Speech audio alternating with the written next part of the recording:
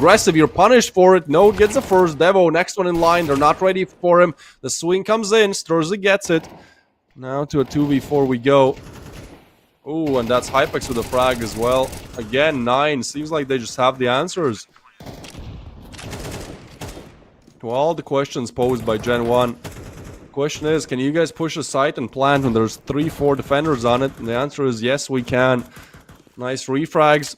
Teamwork is there. 9 convert the third, and Jax, the stand-in, the trial player left alive. Still not confirmed stand-in or just trialing for the team. He used to play on G2, used to be in tier 1 teams. Now he's taking a rather different approach to this. Also, he used to play as the entry fragger. What we've seen so far, at least on the T side, kind of looks more like the lurker. At least on Dust, he was kind of playing that Rob's position towards B.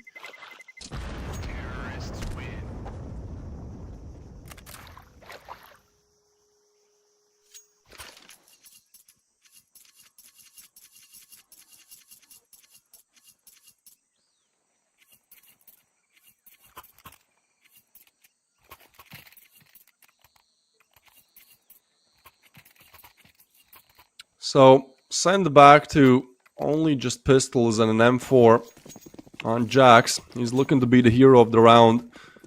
And 9 looking to not make these mistakes that a lot of other teams have really been making. And that mistake is called losing up against pistols. We've seen so many fumbles like that this tournament. Util come in.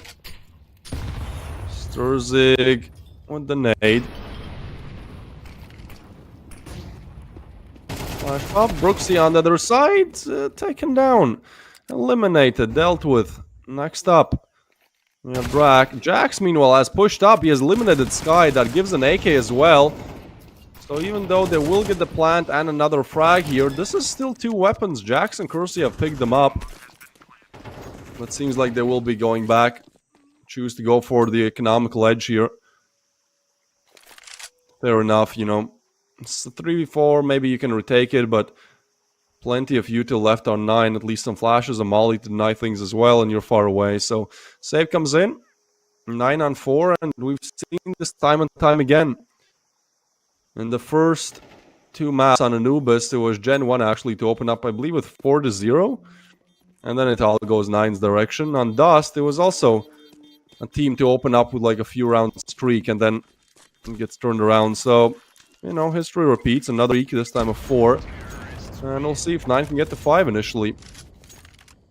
In terms of stats, we don't have too much about 9, but for the side of GenOne, they have 1 win and 2 losses on this map recently. They won 13-8 up against Granny's Knockers, but lost to Illuminar and Aurora. I have to give it to them, you know, they make it close. These are definitely close games that they lose, and Illuminar and Aurora, you know, both teams that are close to the top 50, I believe. Let me see. Aurora is number 26 in the world, so, you know, they can go close up against the top 30 team. Okay, Illuminar is 120th. But still, definitely some teams you have to look out for. Aggression towards mid. Drak, Kersey, Brooksy with the shot down. GenOne have found an answer to this. Haven't they? It's only Esperanto left for the 1v4. Knows about the mid player. Drops down, but played by Drag there. Gets the frag. Help was there as well. GenOne, they do break that streak. The first on the board.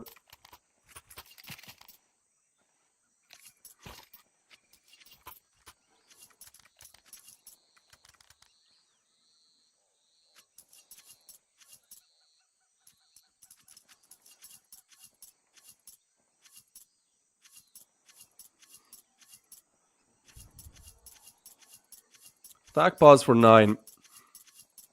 I think they're looking to not have a repeat of Dust 2, where, you know, they have a huge lead, definitely a lot bigger than this, and then they just throw it out the window.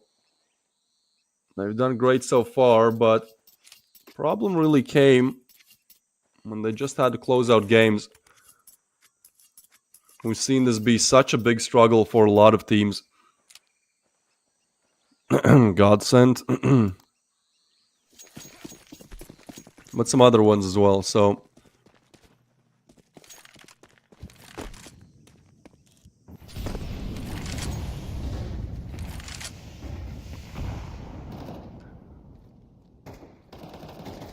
We have 9.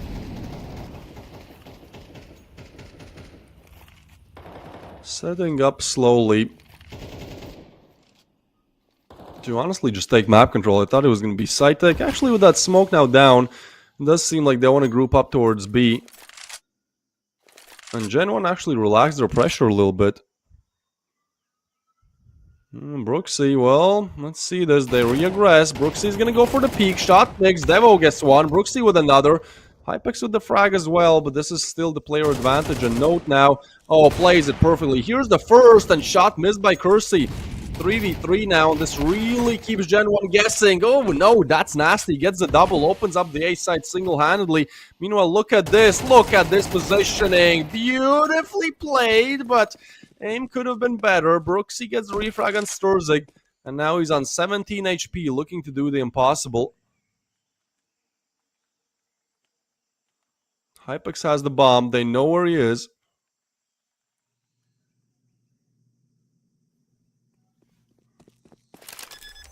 A little bit of an activate windows going on. What the hell?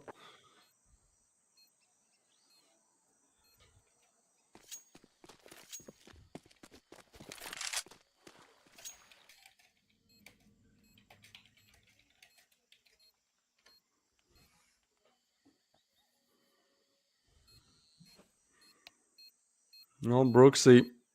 You have to activate him too in this clutch, but instead he chooses to just go back, save. Fair enough. You have an AK, you have 17 HP. No reason to go for it. Note what a huge double for him in this round. He's on 8 frags as well. And that's a crucial round conversion, right? Like, that's the point where if you get eliminated, you're pushed back to pistols. It's almost 3 on the board for GenOne. Instead, after that tac pause, quite a lot here. Okay.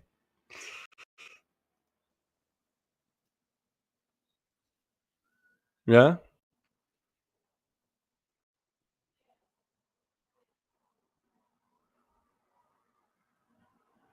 Alright, so I'm just gonna wait. Production confirmed me that they're gonna try to fix the issue, you know, with Windows not being activated. I don't know if that pops up for you guys as well. For me, it sometimes happens like on my laptop. I don't know for what reason. I think I bought it. I don't remember. I think it just came pre-installed online. Right. You gotta do what you gotta do.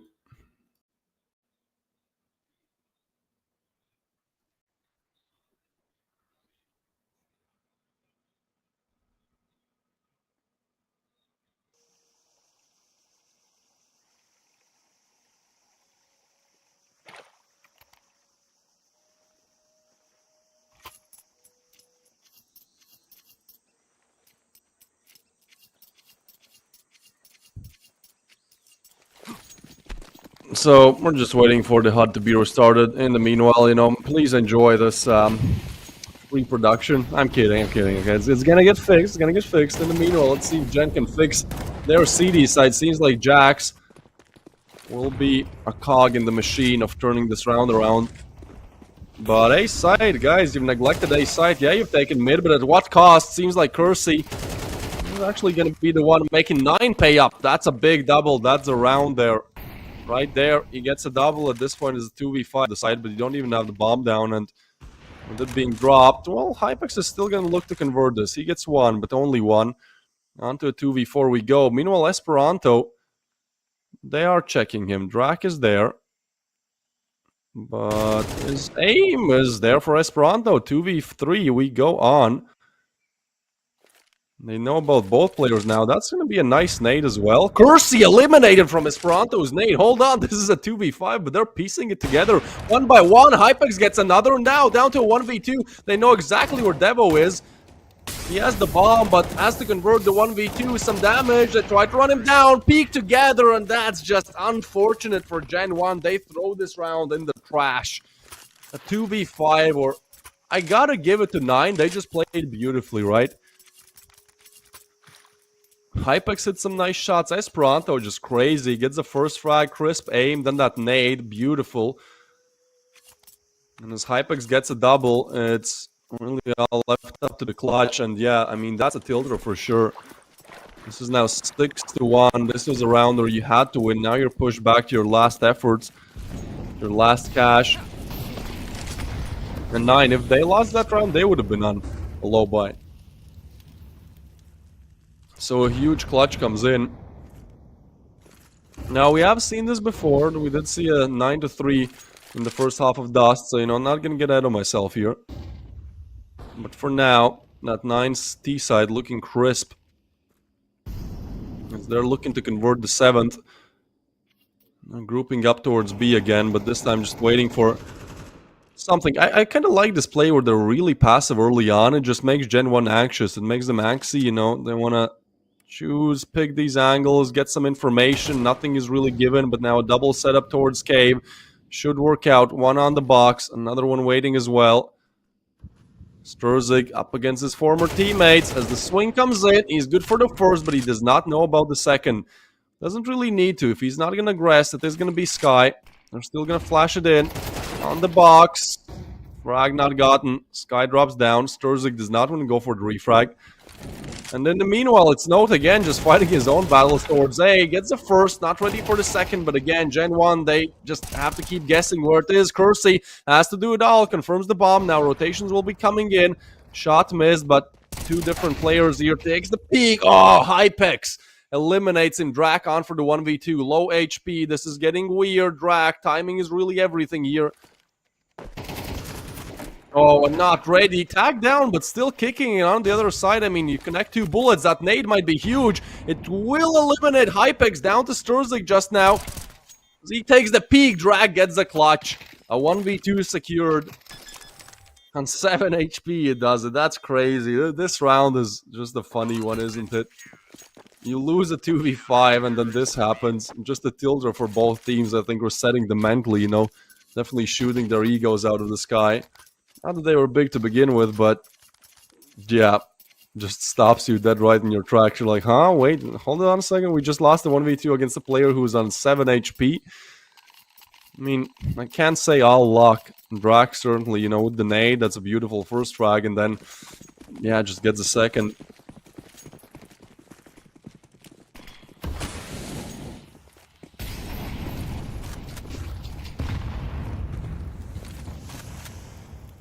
On towards mid. GenOne.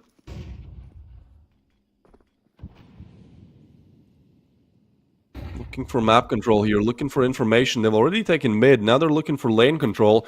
Brooksy's aggressive here, might get punished. P comes in, but he's the one doing the punishing. Gets away as well.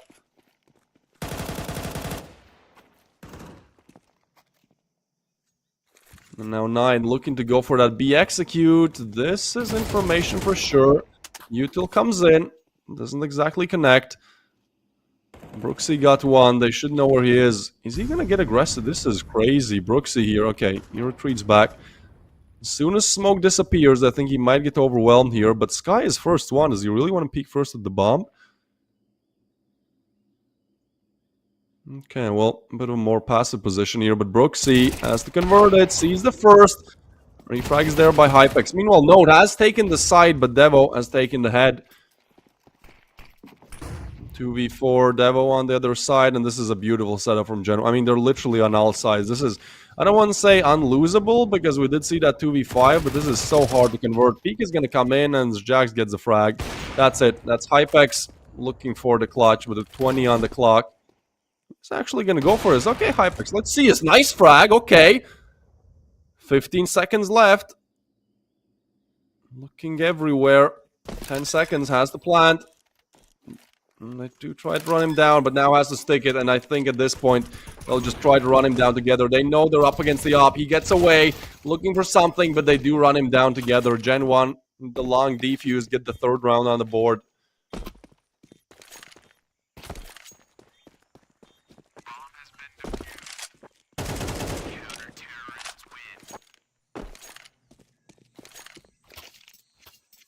So, in a matter of 3 rounds, we get a 2v5, then we get a 1v2 on literally Tubsto away from dying, and then... What? Then we get this round where Hypex, didn't want to say believing, but I did think it could be possible. Jax, did you just hit a Siggy there? My boy. Needs to cool off a little bit.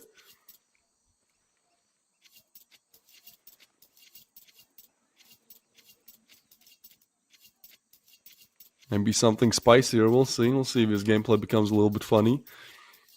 We'll see how that reaction time looks like.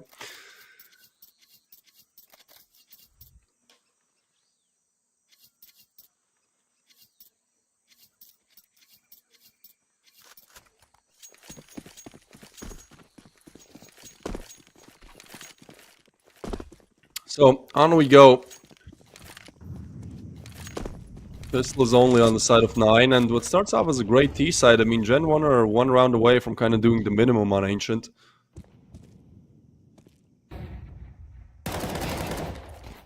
Drak, long range. Not able to convert exactly. Those pistols, I mean, they are somewhat difficult to deal with sometimes. Drak has to hit his shots here as he gets a double. That should be it. Help arrives in the form of Devo. Jax is there as well. And so Sturzig on for the 1v5. Rather impossible with the Tech 9, especially given his HP.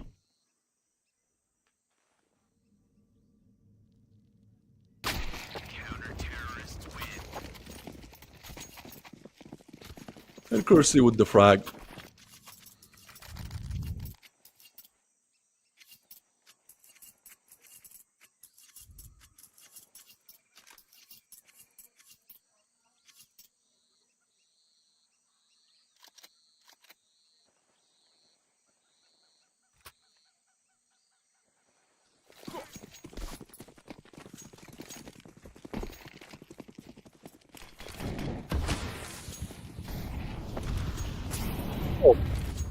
For that mid control, rifles on the side of 9, they definitely want to finish off on 8. I mean, if it's 6-0, you're kind of almost expecting to get at least 8 in the half, right? But instead, well, this has been a continuous struggle. Brooksy refragged, only gets 1. Now Devo will have to be the one doing the heavy lifting. Look at this from Jax. He's been so proactive here. I mean, on Dust 2 as well, he was just taking map control round by round. He might not have the most frags, but he gets so much info. He gets so much done. Smokes to rain in. Be execute coming in, but Jax will be on the backstab somewhat soon. And I don't think they're ready at all for this. Devo spotted. Taken care of. Node gets another. Now that Jack's backstab comes into play, he gets 1 from there. And actually, they don't plant the bomb. They try to get away. This is getting so weird. Jax with another just logs them in. They were not ready for this at all. Tries to fight on. Not the third, though. So now Drak on for the 1v2. But I think, yeah, Drak is going to get a freebie there. Punishes it. And now Starzig will go for the plant. Wait. Oof, this is a big brain play. We'll see how it works out. Oh boy, the timing. I think Drax saw him. Yeah, well, they now know about each other. There's 14 on the clock. That's such a weird play as well from Starzig, right? With low time, like, why not just plant immediately? It's gonna be Drax to now try to run him down. Going for the lane swing. This should be his aim duel, but it is gonna be Starzig to clutch it out. So, mistakes made for sure. I don't know why he just didn't immediately go for the plant, especially given the time constraint, but he is able to clutch it out, so I can't say too much, as long as you win the round, it's kind of, you were the genius there. Maybe if you planted immediately, then, I don't know, you get taken down. At this point, you've done the best you can, which is win that round. So, fair play. 7 on the board for 9. But these rounds are getting really close, and it seems like Brooksy wants to get close up and personal as well with that shoddy.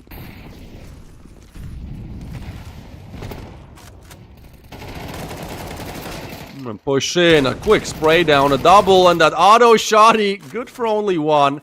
Another frag comes in for Esperanto, down to a 2v2 we go. They are smoked off as well, that's a bigger issue. They are going to try to blow it open, but well, now confirmed by Hypex. He gets a dink, but Jax gets the double. That's GenOne on 5 now.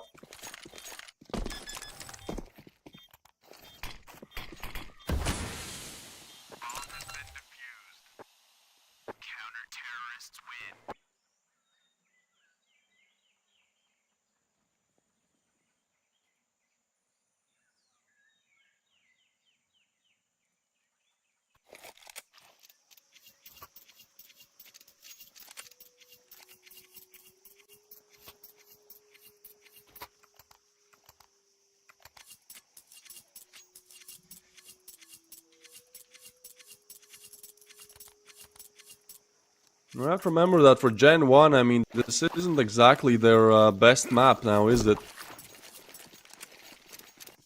They're on 2 losses in the last 3 months. Obviously, you have played more, just, you know, the stats that HLTV is giving me.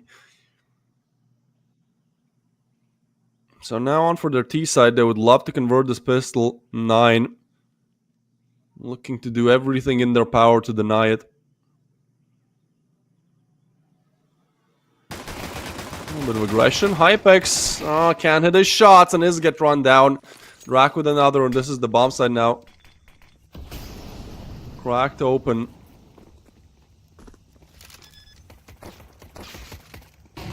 Impossible 3v5. As I say that, oh, Brooksy's fully flashed, but it kind of works out in his favor. They're not checking it, and down to a 1v2 we go. Sturzik on for the clutch, tries to get away. So many flashes, such chaos. Still low HP. Sturzik spots one of them. Those are both are. They keeping him. Long range. Sturzik gets one, and now it's only Brooksy left alive, and the bomb is not even planted. He's going to go for the plant. Oh, that's just a impressive play from Brooksy. P comes in, but Sturzik, reaction time not there. So 3v5, almost converted for 9, but this is going to be GenOne with the 6th, and we are close here. 6-0 to now 7-6. These last couple of rounds have not been good, and entering the second half seems like GenOne again want to make the comeback. They did it once on Dust 2. They were down 9-3, and they make it well overtime and win it. Another comeback comes in from GenOne.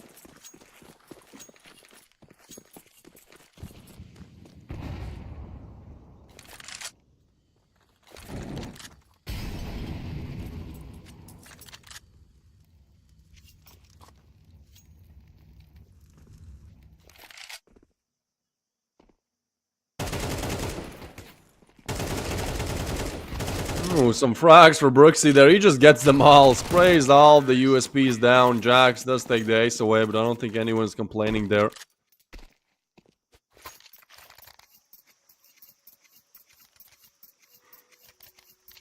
Sky has been having a rather rough game. 2 frags on the board, and 9 do need him. They don't have that one standout player that can just do it all. It's one of those teams where just everyone performs, like OG Heroic. And if one player doesn't show up, that certainly hurts. Outside of GenOne, I mean, Brooksy has been doing a lot, but, you know, to be fair, he got a 4-piece up against USPs, so everyone performing. 9 this time seemed to really take the reins in their hands. The quick double refrag comes in. Down to a 3v3 we go, and now you can't tell how this round ends. Esperanto is taking lane control. He is still somewhat smoking off, so 9 now looking towards A. This is actually a good setup, right? Like, you have 2 towards A and you have aggression from Esperanto, so you confirm that it's B early, which I think will be the case here. Meanwhile, 9 actually clear out mid. This is a big play. They might have the complete read on this. Like, Esperanto will probably hear this or just, you know, spot this some way. Here's some util being thrown, and now mid has arrived as well. Sky gets a frag. Esperanto gets one, and Jax on for the 1v3, then gets the first. Looking for the second. He's going to pick up the bomb. And as the peak comes in, he gets punished for it. That's 9 on the board now for 9. I don't want to tell that joke again. I already said it once, and I was like, no, not said it. Probably, you know, shouldn't even say it at all at this point. It's only 8 for 9. I was getting ahead of myself. Tech pause comes in. We'll see if they're able to hold on to that lead. If on the T side they looked confident. CT, I mean, kind of going back and forth here. I think a close game after all, whichever way it goes.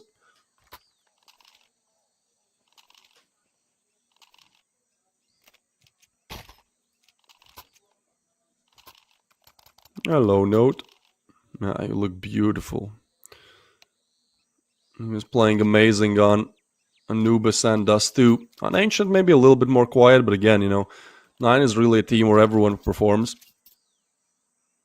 Everyone gets their fair share of frags.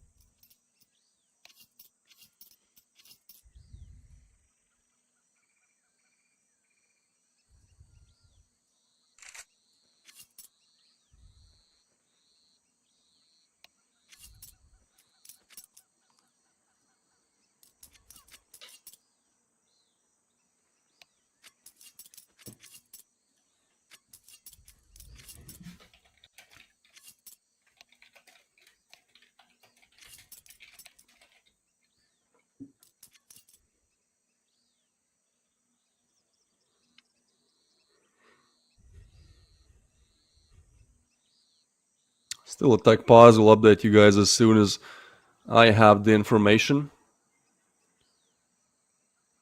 Time given for both teams to really just cool down a little bit, figure out where and how they want to take this. So it seems like Sturzig's having a bit of a ping problem. Could be just that his connection. I don't know.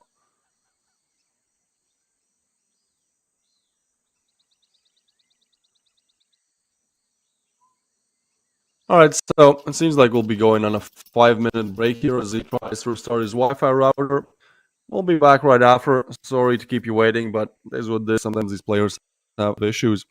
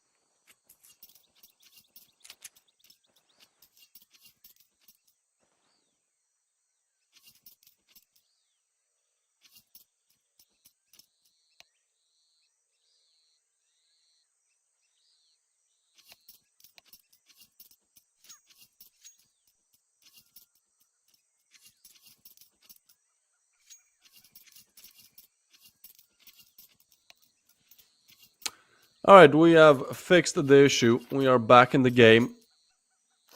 We're ready to go. 9 up on 8. Won that last round, but GenOne haven't been making a great case for the comeback to happen.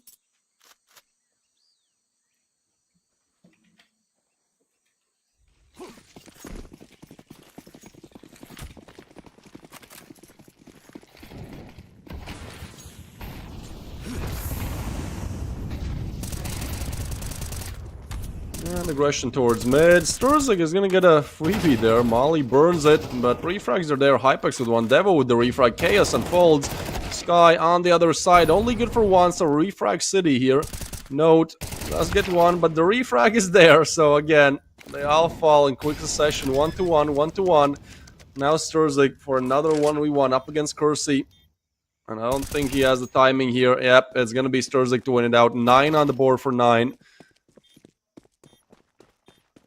The AK picked up as well. What are we looking for? The op? I don't think there's an op. Maybe it has to be somewhere. Nice face cam on the side of Sturzig. I mean, I think he actually had like a decent one, so probably has just fallen. And so have GenOne's chances fallen a little bit to convert this one. 9 on the board for 9. GenOne on their last bit of cash here, really. I'm gonna buy up Galil's AKs. This is everything invested. You lose it, that might be 9 on 11.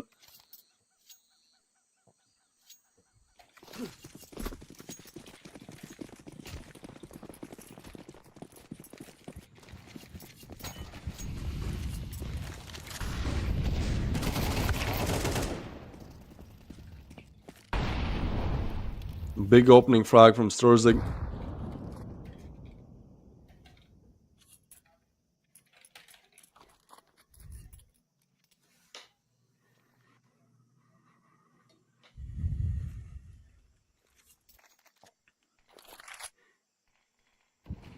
Four v 5.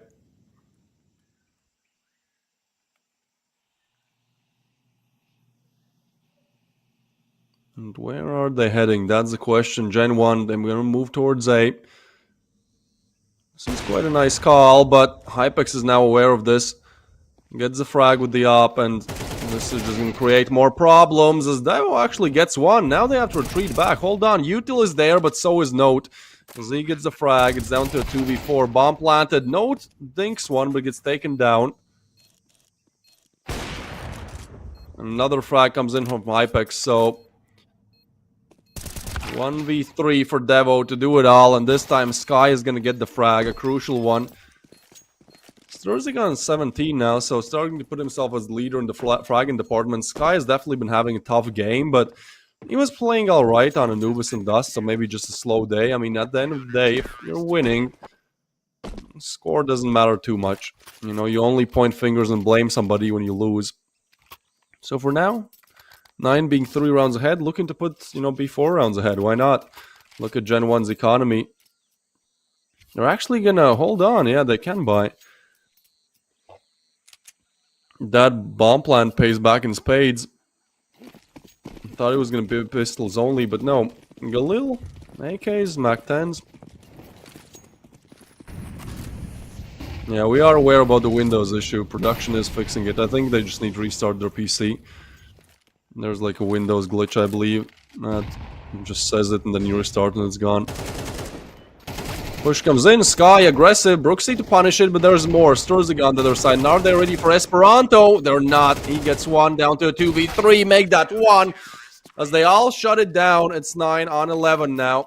Looking to be 2 away from closing it out. What probably they should have done on Dust 2. They probably kicked themselves about moving out when they were up 9-3 on Dust 2. But look, mistakes are made.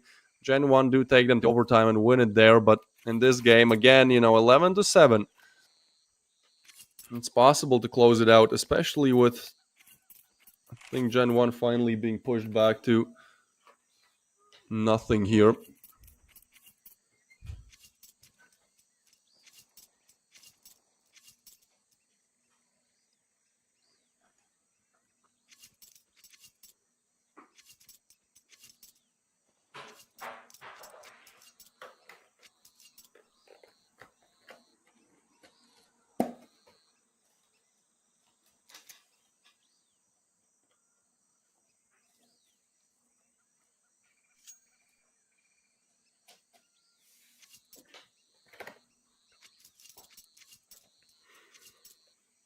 So we wait and see. Esperanto is just getting really dark there, isn't it? Man is sitting in the darkness. It's so dark. It gets especially dark when he goes in like a dark area. Oh boy. Like, see now he has turned, yeah.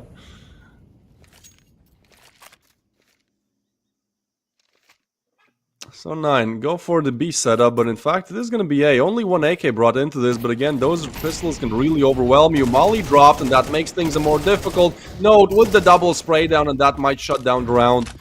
He has gotten the double. Still a 3v5. Kersey gets one with the AK. 2v4 now. Nate comes in. Smoke laid down as well. And look at Drak here. Ooh, Drak. My boy has found a huge opening. Oh, well, they spot him, but still they get it. And now I think they just want to crunch this together with Kersey. They might want to push up. Drak has picked up the op. That's big. Kersey will just try to walk out on this one. Ooh, this is getting messy. Kersey gets a frag for free. Esperanto with the refrag, but Drak is there for the second, looking for the clutch. Drak taken down by Note. It gets close.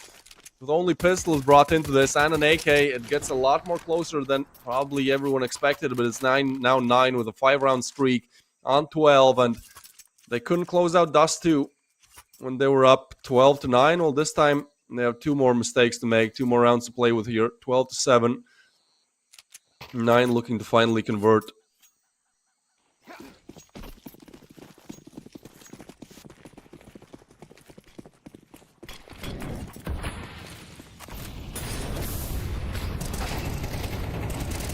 Sturzik is there to refrag, but as he rounds out of bullets, that's going to be an easy pickup for Devo. Nade deals some damage, but Devo gets a double, and that might be the round. Esperanto now on for the 2v4. Nice flash. Has to get away, but ooh, Esperanto gets a frag, so still a 2v3. GenOne, they would love to convert this round. This is where the comebacks are made, right? Like they do it on Dust. They were down 9-12. Even more than that, they were down 3-9. So GenOne definitely a bit of a comeback machine here. But 5 does seem like a stretch. Although now, B-bomb side found open, and 9, even though they get a 5-round streak, a lot of those rounds come down to 1v1. So Cash is, I don't even know if they want to go for this. Depends on the timing, I guess. They're going to be far away once the bomb is planted. Problem is that I still want to clear everything out. I still want to be extra passive here. Yeah, look at this Esperanto. Like he's on the complete other side of the map.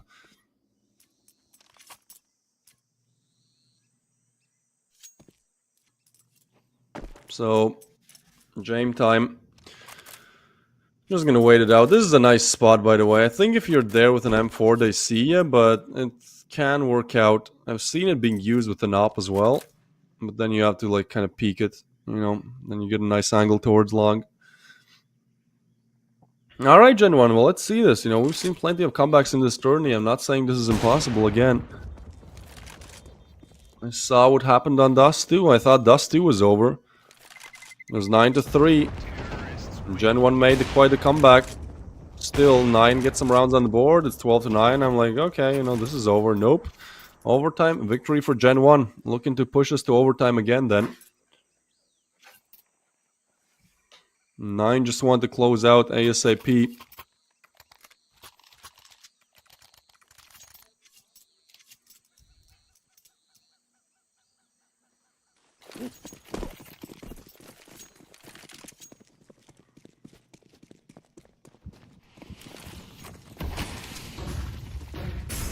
Rushing towards mid again, comes in from 9, they're able to spray 1 down, but Devo fully flashed, gets the frag, Note has to respect it, retreats back.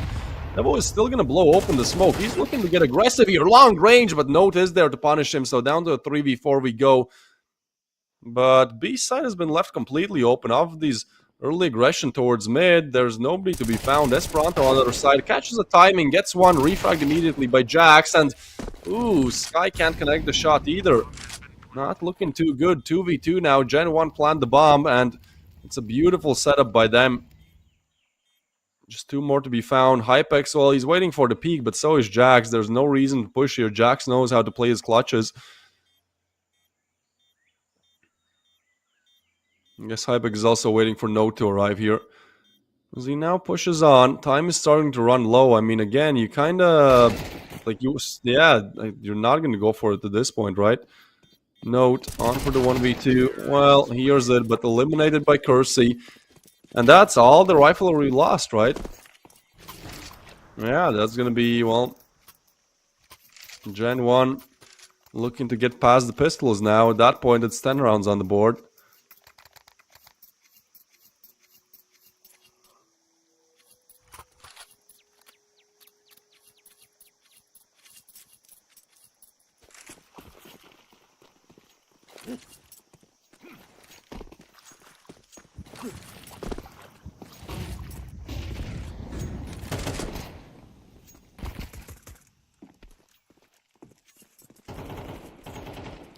Well, talk about util, huh?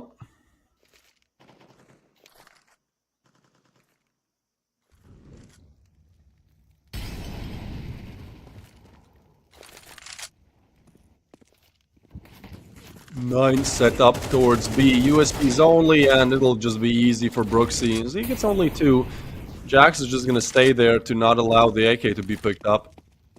Actually, of course, Caster's curse, eh? Instead they choose to go towards A, which is not a bad idea either.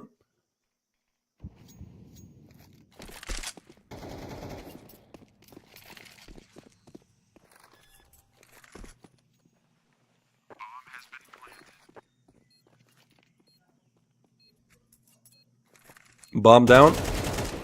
A single AK picked up.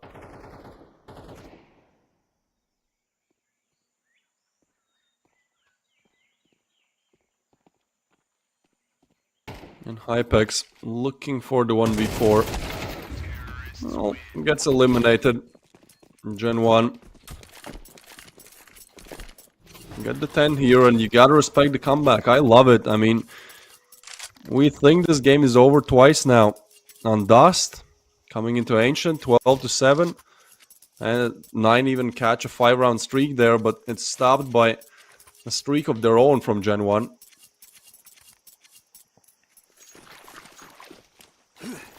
And this is everything on the line for 9, right? They invested, they have $250 left on all 5 of them, which means if they lose this round, they're back to a very low buy. And the last round, the half Drak here. Flash is gonna come in, but Drak gets the frag. That's big. Low HP, but he still stays alive.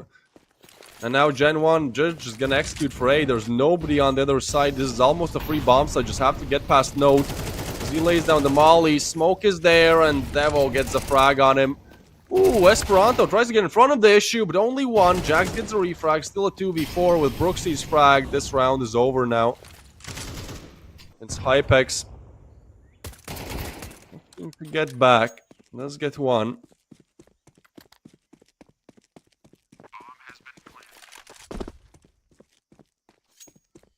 But that should be it.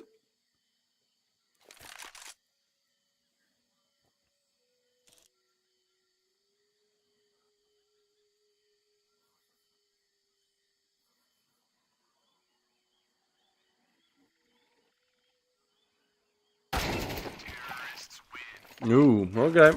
That's it. That's again us going the distance. 9 just cannot close out games. That's their struggle. That's their problem. Dust is 12-9. Well, 9-3 and then 12-9, and overtime they lose it. This is 12-7, and GenOne 1 away from overtime. And if you look at against what they have to convert to pushes there, well, yeah, MP9s.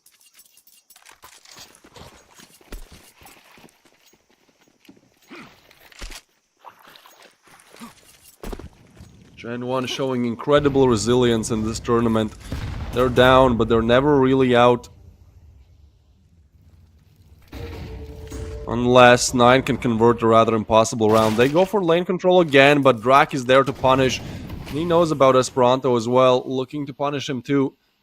Esperanto wants to stay in the smoke. This is getting weird. Gets away to on the other side. Decides to retreat back to B perhaps. I mean, at this point, 9 are just scrambling for... looking for something, some way back in this round. They've already lost Sky. Util coming in.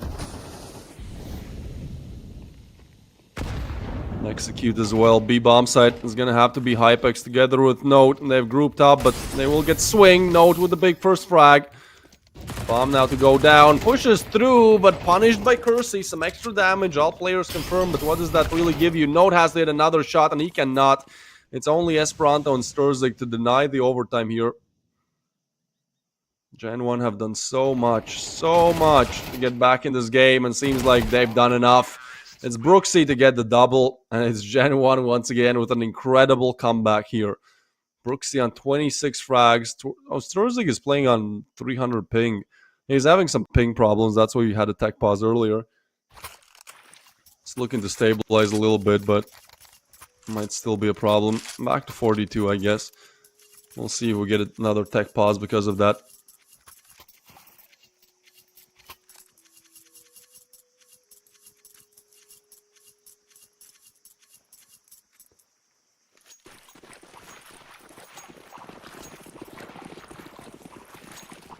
Nine with such troubles closing out games. If we go by history books, it's them not being able to win the overtime on Dust, and seems like GenOne, they just want to do it again.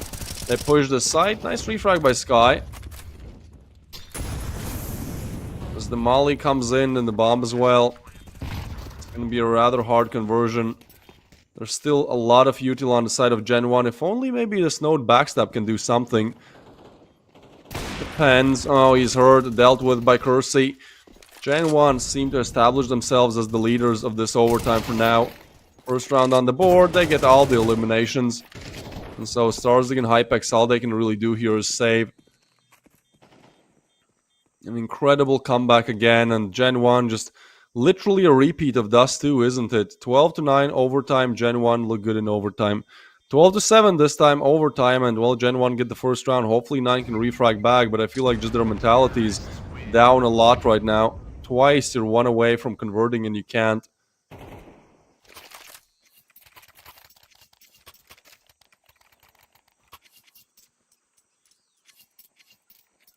And if 9 looked happy, if they looked just laid back, you know, on the first map, on Dust 2 as well, now you can look at the player counts. Yeah, they're biting their nails. Notice serious. This is no more that laid back team that you saw. This is now being stressed.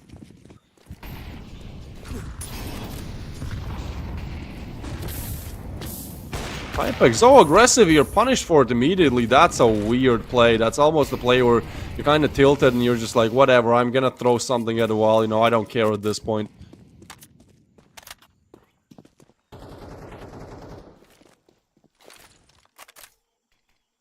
Yeah, I feel like Hypex is a little bit tilted. I mean, I don't see any other reason to just go for the immediate push there. So 9 lose a player early.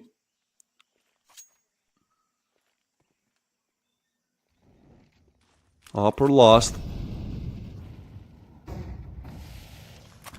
This guy going for some info here. Definitely hears it, but is he given the frag? That's the question. Oh, wrong time to peek. Brooksy is there to punish him. Starzy gets a refrag on Jags, but it's still a 3v4. 9 still have to deny B bomb plant.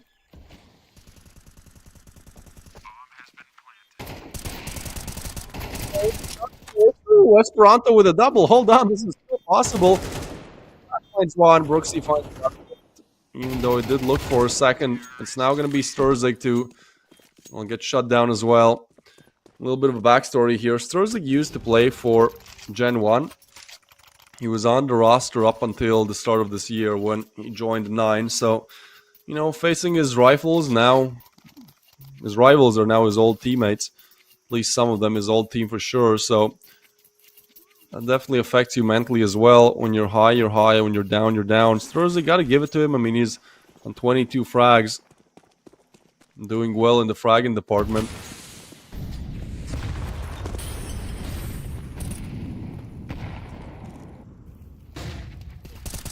So GenOne looking for that flawless T side.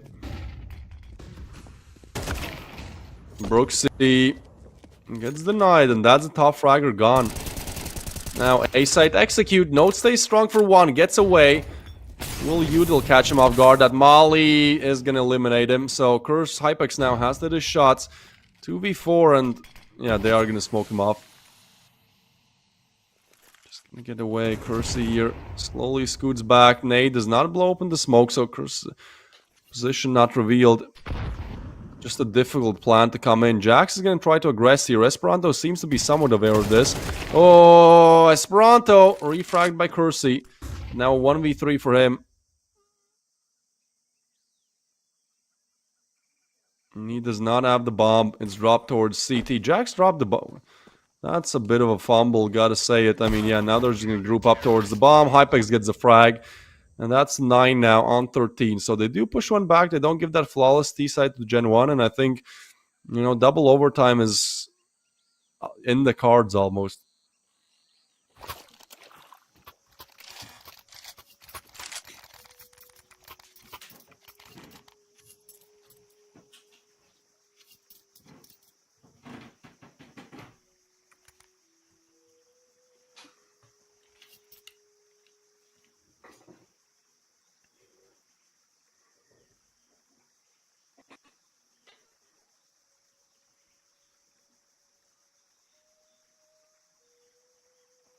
Tag pass comes in.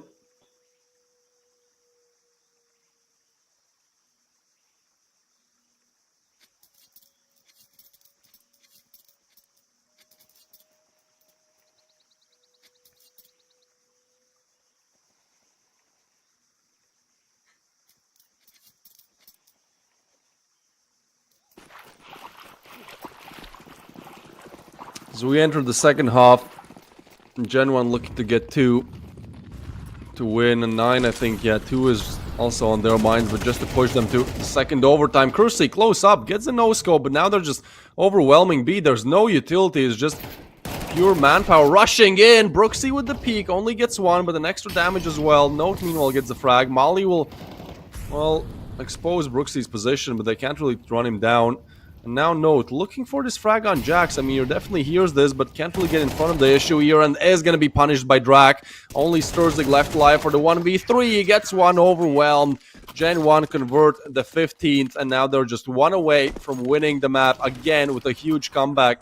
It does seem like history is going to repeat itself. Dust 2 is 12-9. GenOne push it to overtime, win 16-14, and this time both teams will one round away from that scoreline.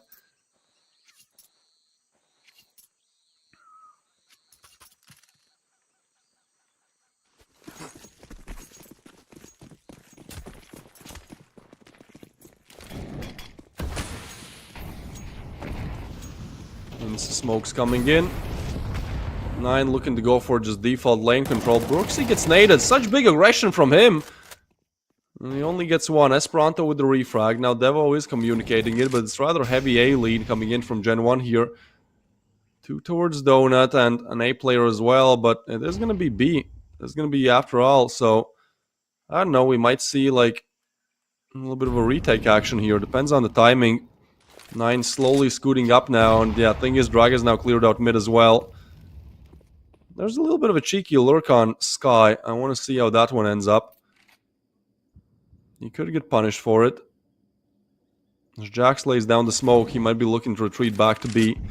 Sky with the util is going to push in. That's a nice attempt. Confirms the presence there. Another flash. Sky gets the frag.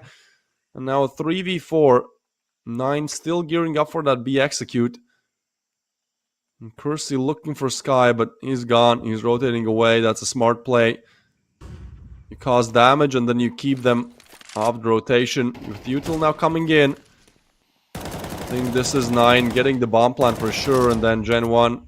Best of luck in that 3v4 retake. Sky is low, but he's still looking for more. Kersey to eliminate him. Flash is a little bit weird. Gotta give it to him. Watching backstabs. Time starting to run a little bit low. Node gets one. The double, and the Sturzig is there as well. So 9-14 now. So either an exact repeat of Dust 2, or we go double overtime here.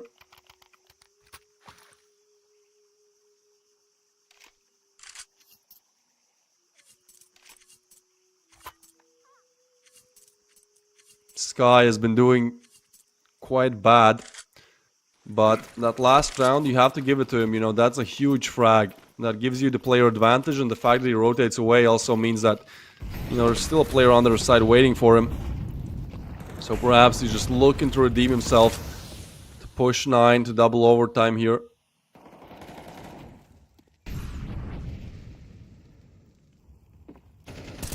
Brooksy says it's going to be Sky with the frag again. You know, really redeeming himself. That's a huge opener frag.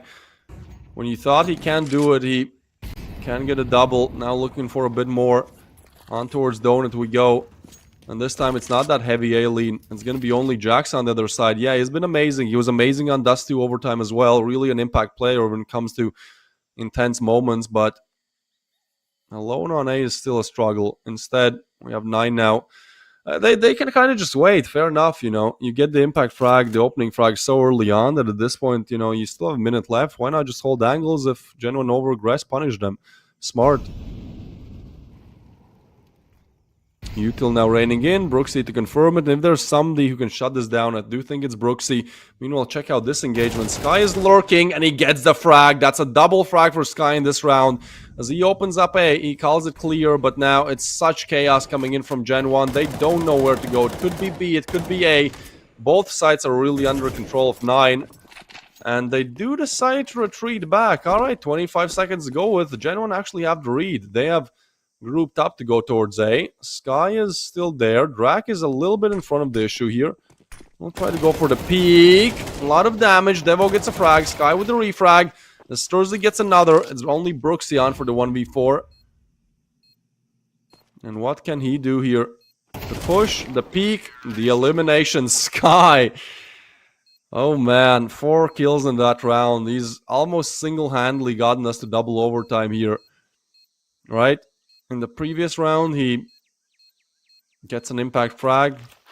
But in this one, gets the opener, single-handedly opens up A, and then 2 more to deny the retake. So, talk about redeeming yourself, huh?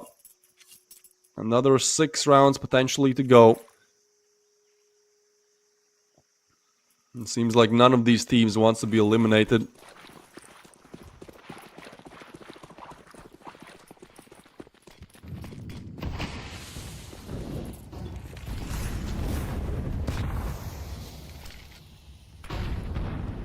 Kersey aggressive there. Has to be careful. Sky again, the lurk has done so much damage to the side of GenOne here. Just want to exterminate him before it's too late, before he's the one wrecking Kayak. Esperanto to push through. Devo loses a bit of HP here. Now this really comes down to this B setup. I mean, there's Brooksy and Devo on the crossfire, but this is a lot of angles to watch. As that smoke comes in, Drak will try to help them with a little bit of a molly action. Actually, all rotations are there. This might be 9 getting shut down. Util in. Note with the opening frag. They will go for the boost, but not ready for this. Note to try to run him down. It's Kersey with the USP. And so GenOne keep that 1-player advantage in this one. But straight through the smoke. Sturzy gets one. Just pre-aiming, looking for more. Kersey with the refrag. Down to a 2v3, but everyone is low. And Devo is out. Kersey with another, though. He's kicking on. Jackson Kersey to confirm it. Sturzy up against his former team. A 1v2. But he might peek in the op of Jax. That's a nice pickup from him. He's low. He picks up the op and gets the frag. And that's GenOne now on 16.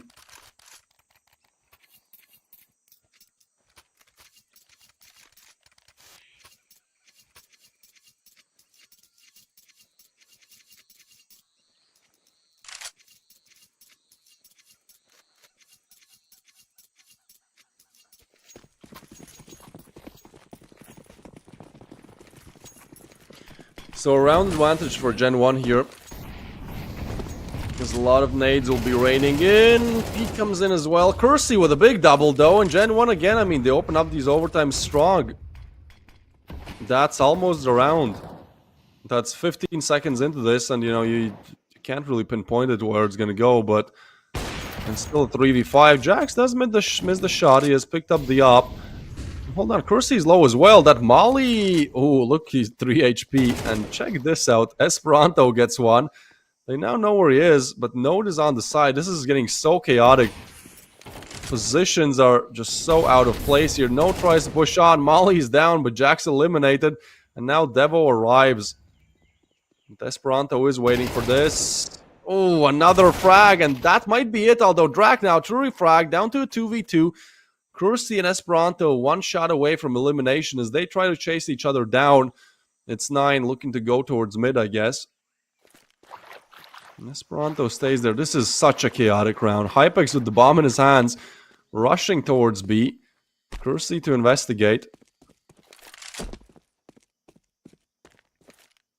And they should hear him. The peek comes in, but 24 HP, he survives. 30 seconds to go with here, and look at Esperanto. The perfect timing. He finds the first, and now Kersey has to do it all. They can even, yeah, they're just going to go A at this point. I mean, why not? Hypex and Esperanto so low, but Kersey here. Well, they definitely hear him. He's 1 HP away. Eliminated Esperanto. Huge round for him. A 4-piece to get 9 back in the game. It has gotten really dark, so he's literally sitting in the darkness, just a black screen almost, but it doesn't matter as long as he's hitting his shots. All equal. None of these teams want to go home. Have to remind yourselves, whoever loses this overtime or the next one, you know, I'm still thinking triple overtime is possible here, but whoever loses the best of 3 is going home. Whoever wins is going to the semis. Gonna play up against the winner of our next best of 3 today. That's Young Ninjas versus Favbet, but still a lot of work to be done here. Sturzy with the refrag, 9 to explode towards A, but Kersey? Well, easy frag then.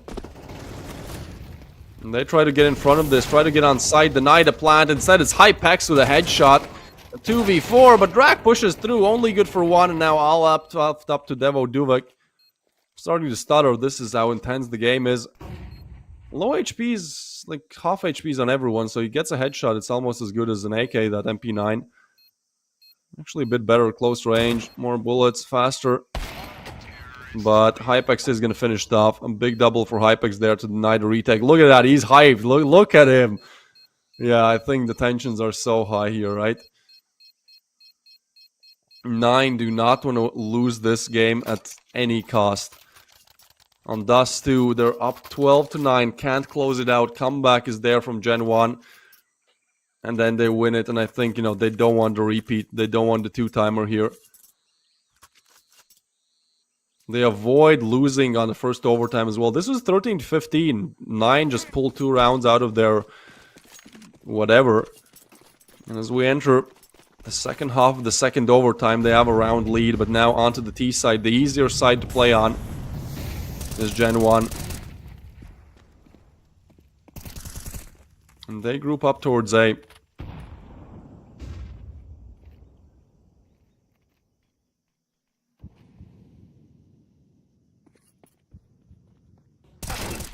Oh, Starzik with the frag.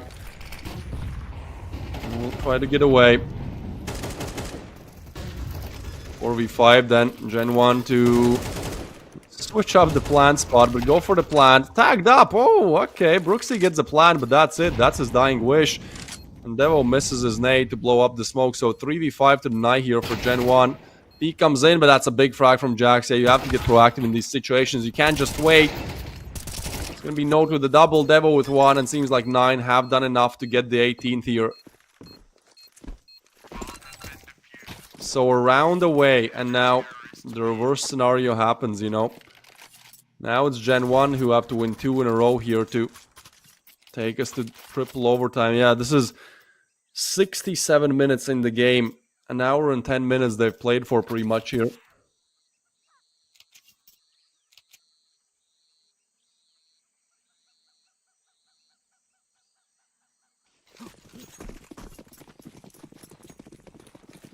Go on.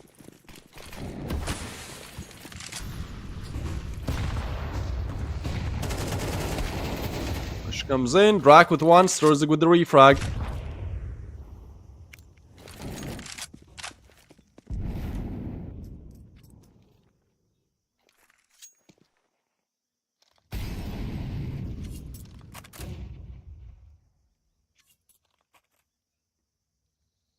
Suspense is high. Note has lost his life, so has Devo.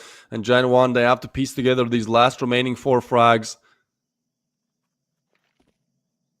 to keep themselves in the game. They've done so much. This was 7-12. They forced overtime.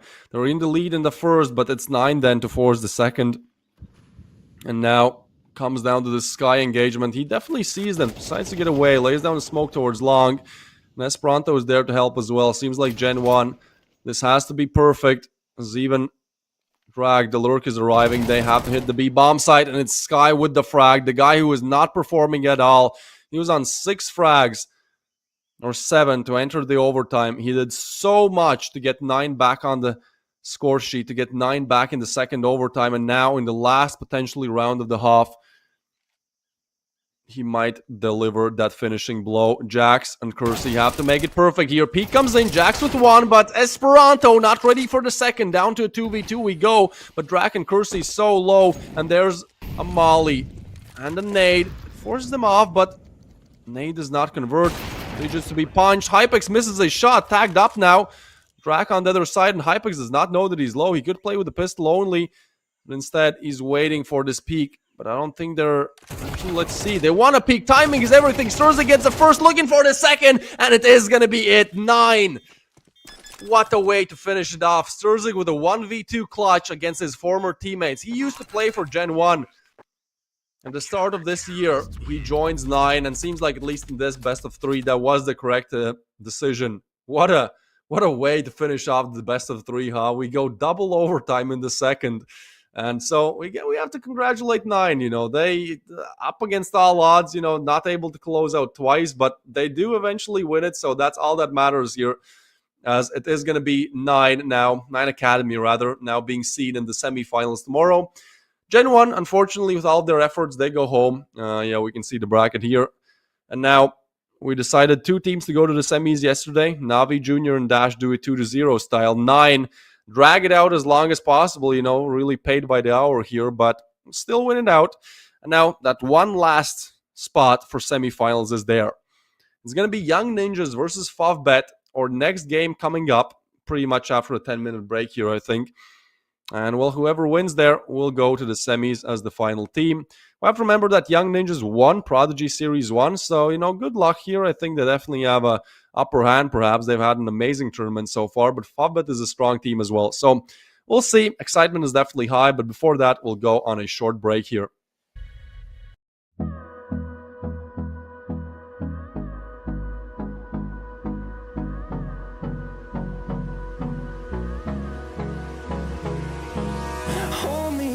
Till I get up, time is barely on our side. I don't wanna waste what's left. The storms we chase are leading us, and love is all we'll ever trust. Yeah, no, I don't wanna waste what's left. And on we'll go, through the wastelands, through the highways, till my shadow turns to sun rays. And on we'll go, through the wastelands, through the highways. And on we'll go.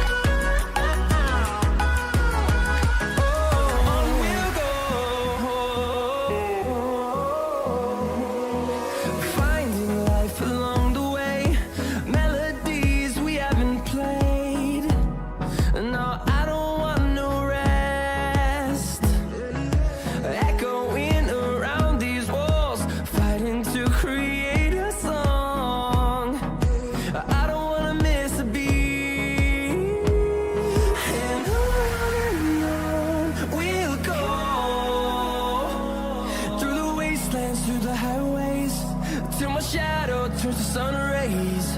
And on we'll go, through the wastelands, through the highways. And on we'll go.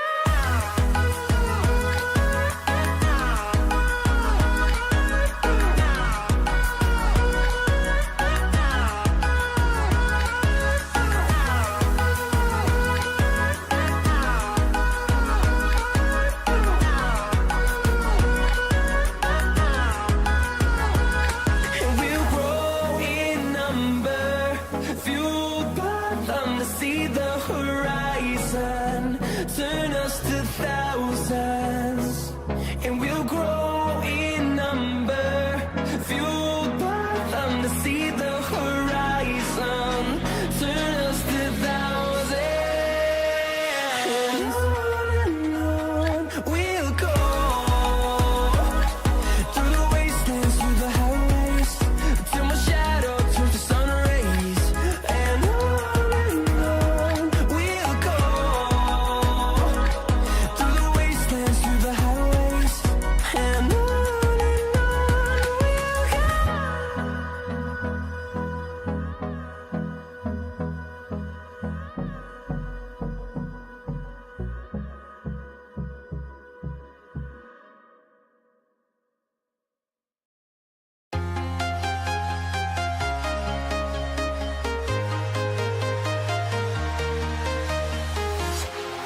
walking alone, the streets are empty. The only thing I can see is my own silhouette. I'm getting stronger, step by step. The clock is ticking, but there's no time for regrets. I've been flying from town to town, from London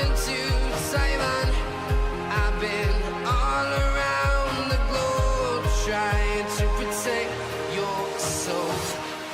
We are heroes tonight.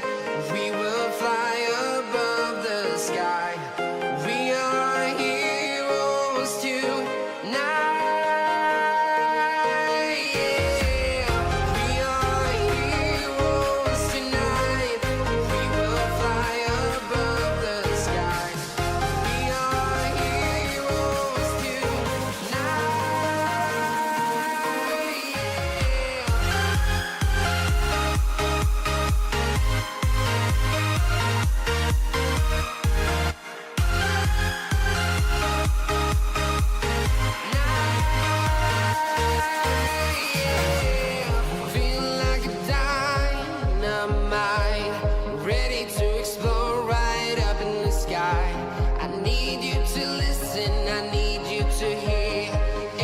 Show any fear. I've been flying from town to town, from London to Taiwan. I've been all around the globe trying to protect your soul. We are heroes tonight. We will fly above the sky. We are heroes tonight.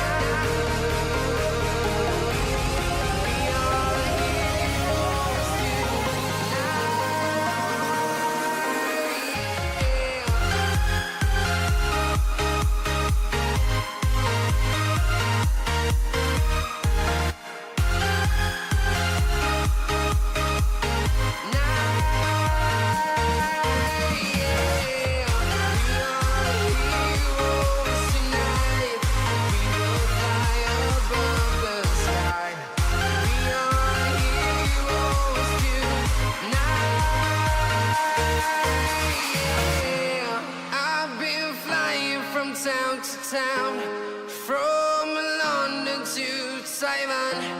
I've been all around the globe trying to protect your soul.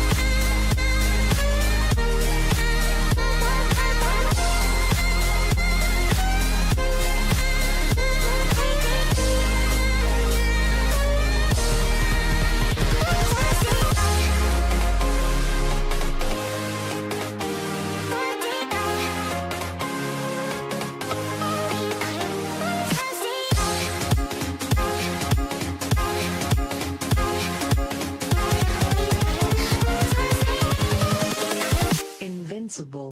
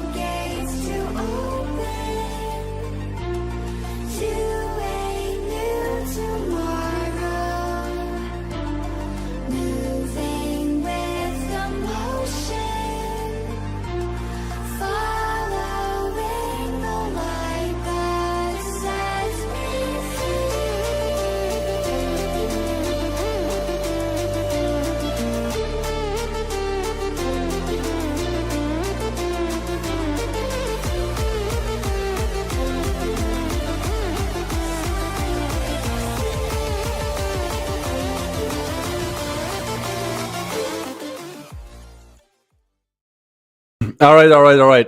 We have the mic unmuted. We have our second game coming up. It is going to be Young Ninjas versus Favbet.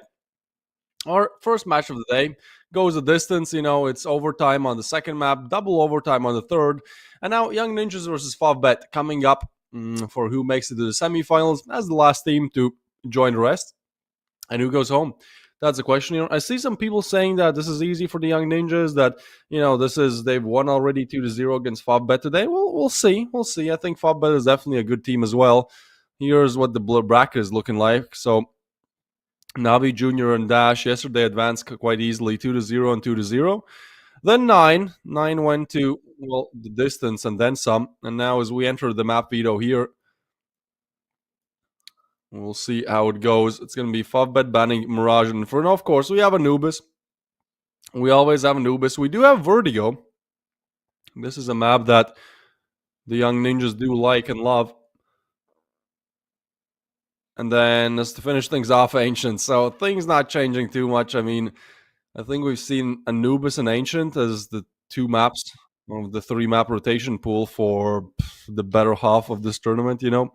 It gets a little bit boring at times. I do like that we have Vertigo in the middle to spice things up. And at the end of the day, it might not even be the middle. It might just be one of these teams closing it out 2-0.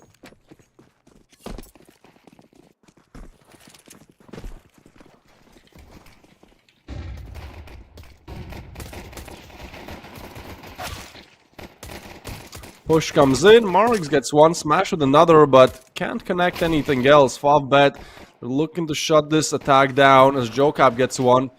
Goes down to a 2v3. Long range. Jackie certainly looking to put some damage in. But can he really? That's the question. I'm trying to run him down, in fact. They still haven't planted. This is getting weird. Low HP, and Jackie gets a beautiful shot. That grants him the double. Oh boy, Favbet, what a way to put yourselves back in the game, huh? Marix to finish it off. And guess what? That's Favbet on the first. Young Ninjas really give it away. Like, they over-aggress a lot there. I get that they kind of want to clear out the site. They don't feel too confident planting because there's, players all across the board. But I don't know. I kind of feel like they throw it away a little bit.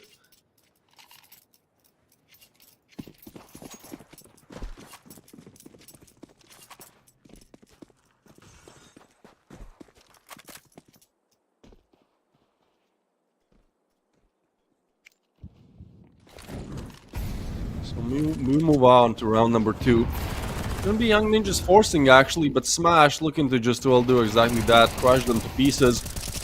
As Jackie joins, comes down to a 3v4. Tension with the frag, trying to get through more. Tension gets a double, and that's a shutdown from Tension, isn't it?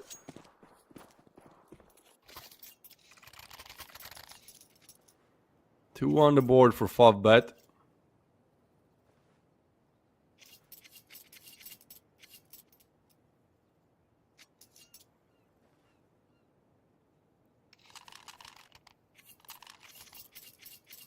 And now we enter what should have been rifle territory, but because of the ninjas' force, well, guess what? They're pushed back to measly deagles. Long range, Jackie's gonna get that engagement any day, and at this point, Favbet, they know they're up against deagles, I think, after that first elimination, but they don't really have to push this one. Ooh, missed them. Dangerous, but only for one. Tension to bust them right down. Throws away the weapon as well, so they can't receive it. Lord, I saw the particle there. Thought it was a 0 or something. Bonding there, going for the backstab.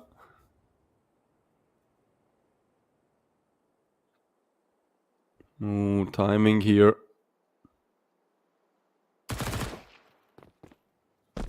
Bondi gets the frag, and one by one those deagles fall. Silence, however, has found a little bit of a timing here. He has the bomb as well. And now Marix is arriving towards me. Never mind, timing is kind of lost. I'm gonna throw you out in the open. Alright. I guess he was thinking somebody was towards long, but yeah, we get more info than they do, but that's just an easy setup for Favbet to convert to third. As we now head on to Rifle territory. Fobbit just want to convert their map pick ASAP.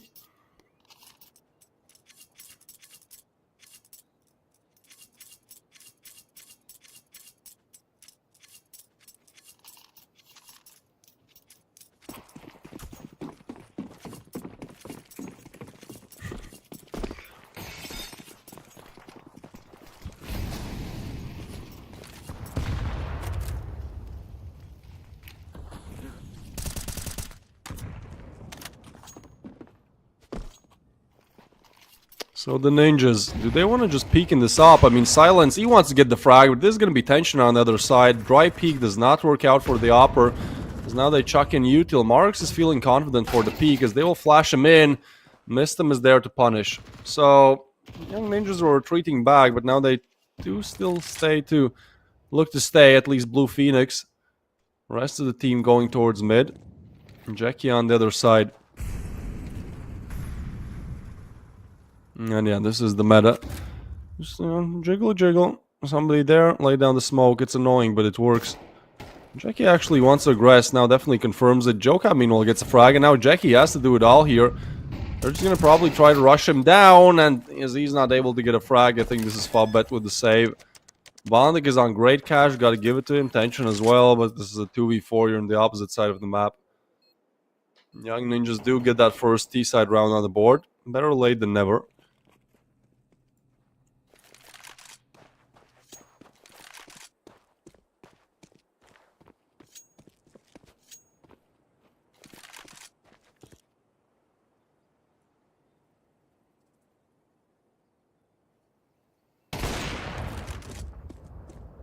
Ooh, nice shot by Tension.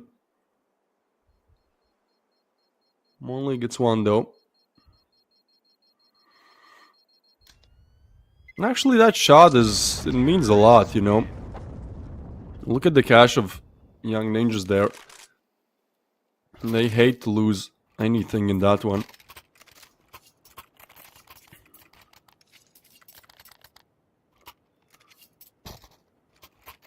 Fobbet will be able to buy up.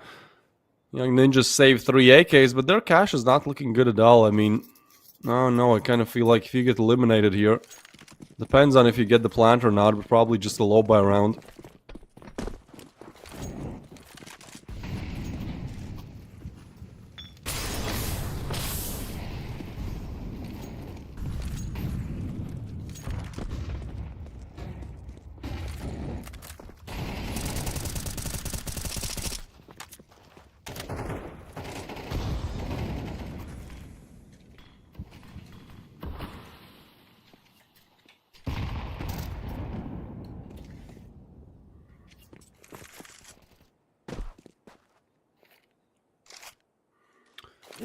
So, not really too much done at the start of this.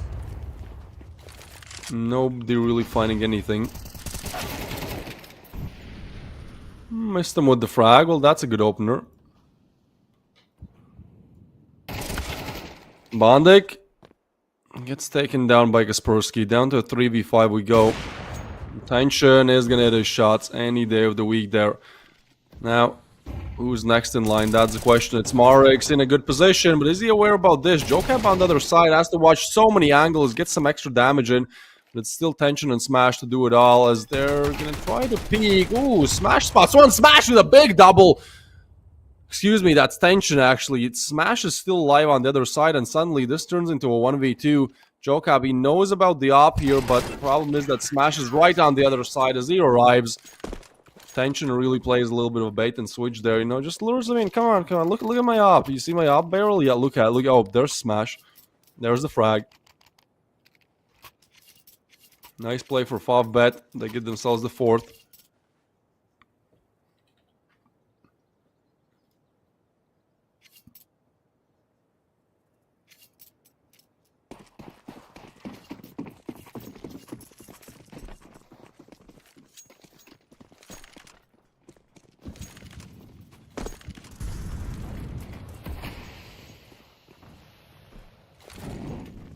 So where does this take us? That's the question. Seems like the answer is B. 3 stacked on it. Young ninjas on quite a lower buy here, and if they lose it, they're back to pistols. But ooh, Tension misses a shot that looked like it was on, but what is on point is just Kaspersky's shots here. Bondik is gonna get one. Looks for the ding, but silence is there, so at this point you have Smash on for the 1v4. And yeah, he does not want to actually molly it. Just wants to get away, save, but Young Ninjas don't even allow that to him. And this is a huge round to convert on low, full investment, but low riflery. They're able to convert, which means that now shouldn't be too much of a struggle to hold on to that economy. In fact, it's now FOV, but even though they start off great, they've just been depleted in the cash department. And probably if Young Ninjas win this, an equal game we might have on our hands.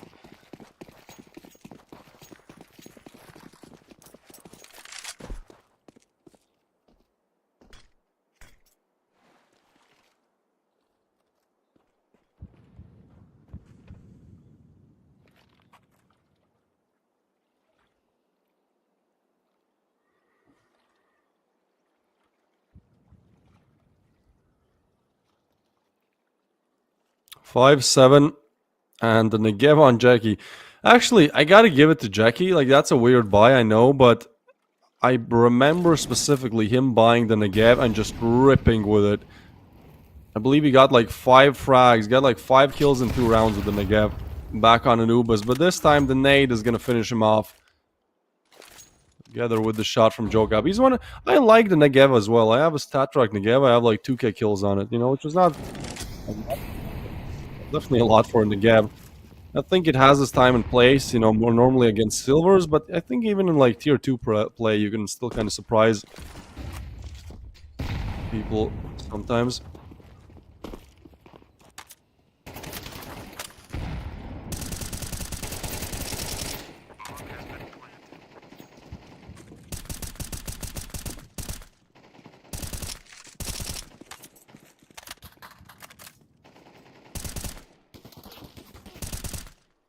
Long range. Smash does get it, but I don't think that makes them reconsider. Actually, now, as they've gotten 2, I think they're kind of sad a little bit that it didn't reconsider, you know.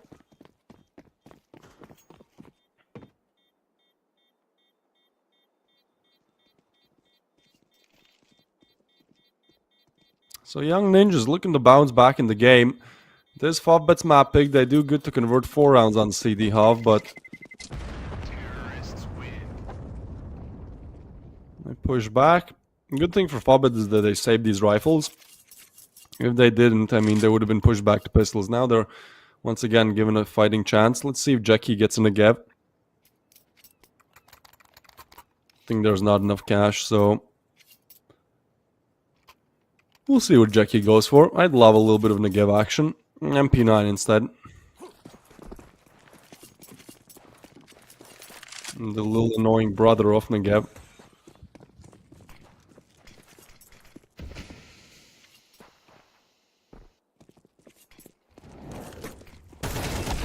Young Ninjas looking to go towards A, but Fobba just shut them down.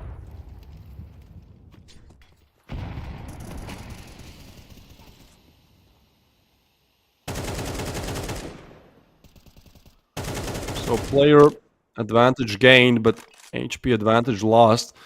Smash and Jackie are so close to their deaths here.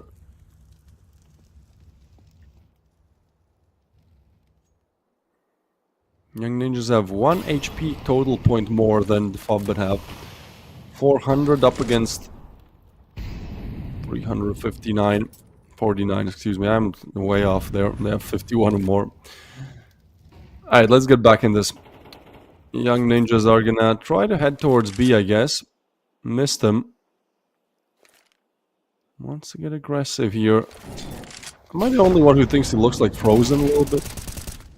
Well, Bondik is gonna eliminate him, and that's Marix now. Looking for the spot. Spot is definitely confirmed, but now has to get the frags. Kaspersky has been so good at just out-aiming them, and yeah, has to be careful. There's silence on the other side. But instead, it's gonna be Jackie with one. Silence with the frag. They blow open the smoke, I think, and Silence with another. Just combat opping right now. Taking the peaks. And Silence gets the frag.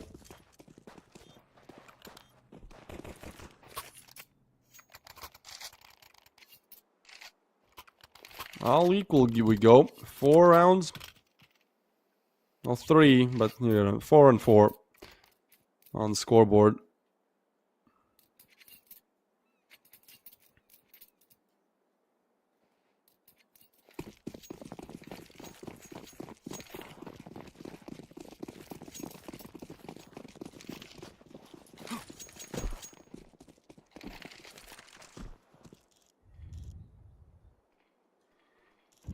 As we head into this round, it's going to be Fovbet with only pistols. Smash aggressive, has to connect with the 5-7, is going to get run down by Kaspersky. Down they go. Kaspersky connects another, and yeah, that's those pistols. They have the correct call, right? Like, they stacked on the right side, but that's about where it ends. That's one and the double. Easy peasy conversion. The Young Ninjas. It's not their map pick, but they seem to make it so. So far, still close, though. I mean, can't blame any of these teams, right?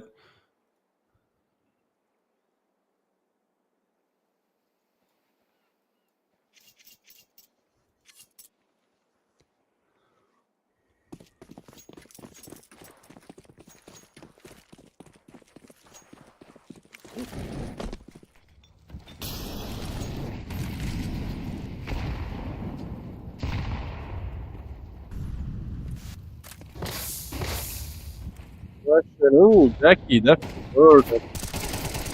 Lost. He still takes the engagement and sprays down 2. Will get away. At least tries to. Gets punished for it. Tension with the frag, and Jackie is going to be really happy about that one. A beautiful double spray. They line up for him. And now missed him. Looking to do a little bit of a Stewie 2K here, but, I mean, yeah, you're going to be expected. The whole point of the smoke is that when you drop it, you're watching it. So, maybe if you had a flash, something, maybe.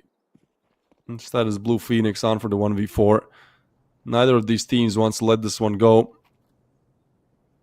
They're so ready for Blue Phoenix as well. Overwhelmed.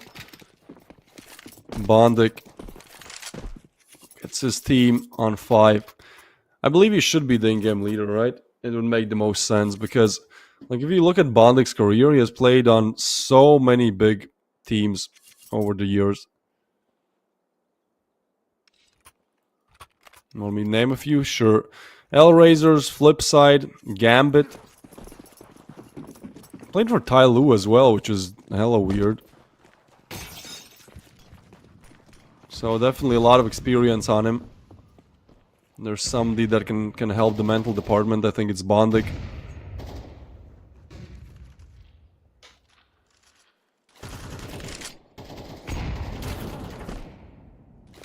Ooh, Jackie again tagged up. This time not gonna go for any immediate punishment back.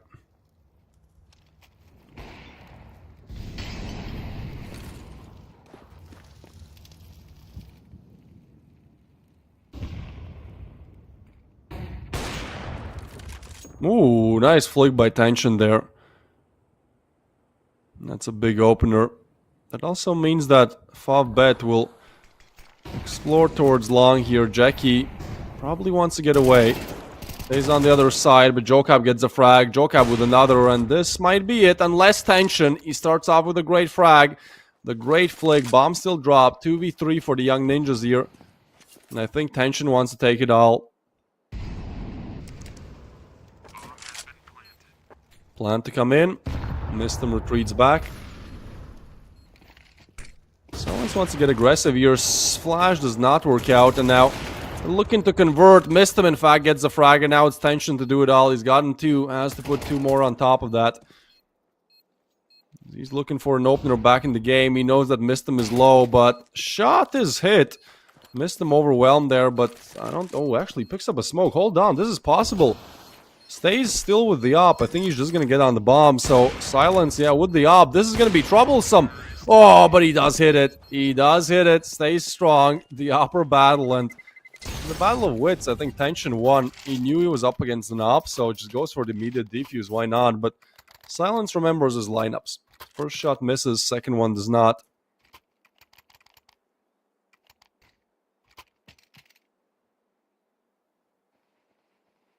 You should be able to like run around in the constraints of like the defuse kit when you defuse, don't you think so? It'd make it so much harder to like deny ninja defuses, but you know, that would be realistic. There's not a rule that you have to stand while you're defusing. Well, there is, but for no logical reason. Anyways, Tension is gonna get the frag.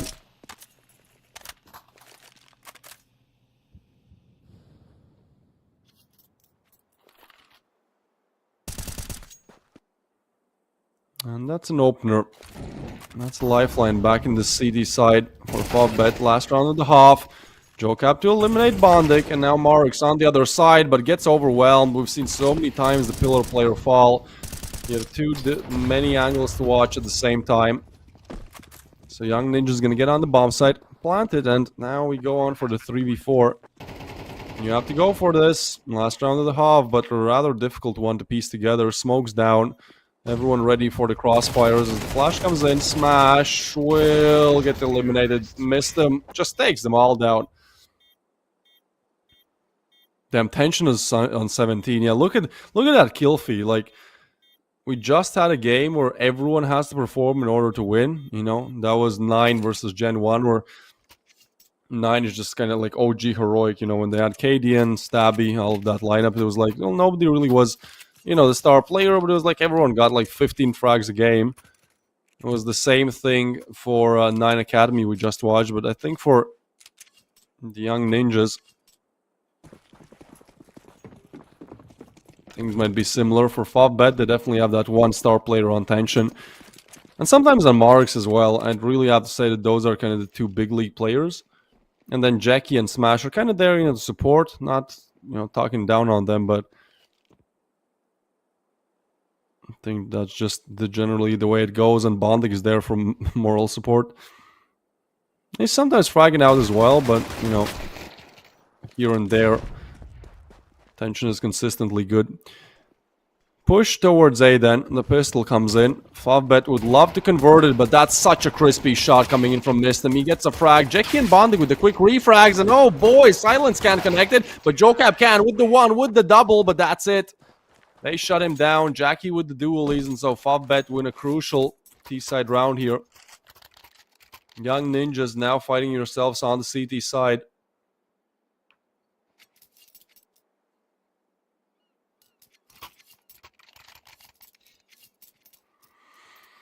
Definitely have to show that they can do it. And the problem is, like, you've lost a crucial pistol. This is quite a T-sided map, at least historically. And it also means that, you know, this round is pretty much given away. Sure, fine, I understand. No reason to force.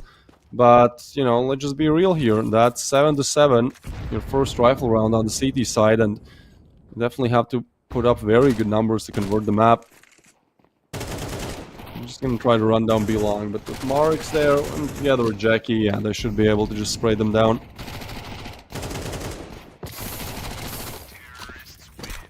Well, that's it. That's equal scoreboard. And Favbet, maybe not the greatest CT side, but I think they did enough, right? Normally 3 or 4 is the minimum. If you get 5, that's not bad, especially with the pistol conversion. Things are looking up. Excuse me. Excuse me. We head into the 15th round of play. Rifles on both sides going to be huge to just determine kind of the momentum here. Oh, but Jackie is going to open it up. Jocap punished. Silence. We'll try to get away.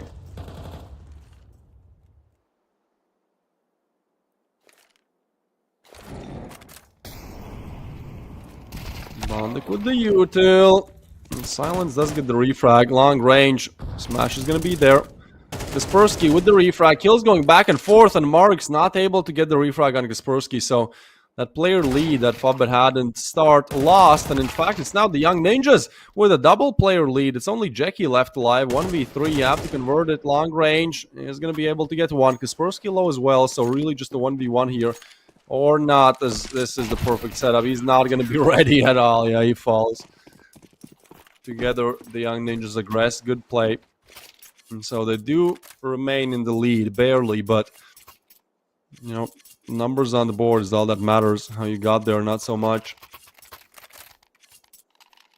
Everyone else always says it's the journey, not the destination. I don't know, man. Like, I don't care what your journey was if you lose the map.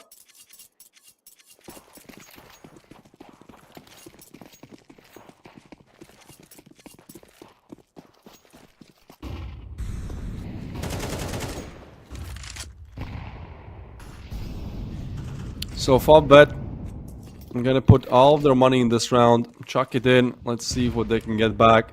It's a big investment, let's hope it pays off.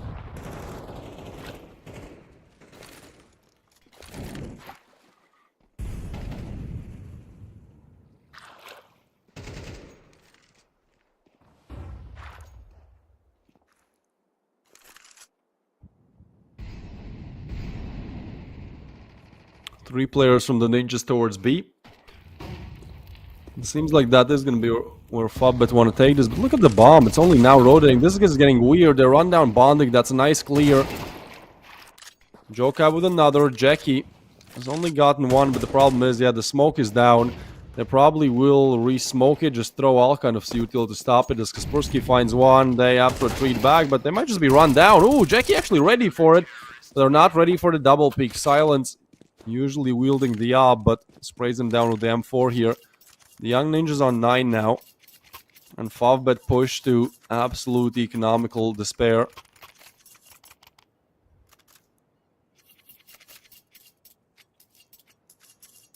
So perhaps double digits for the Young Ninjas.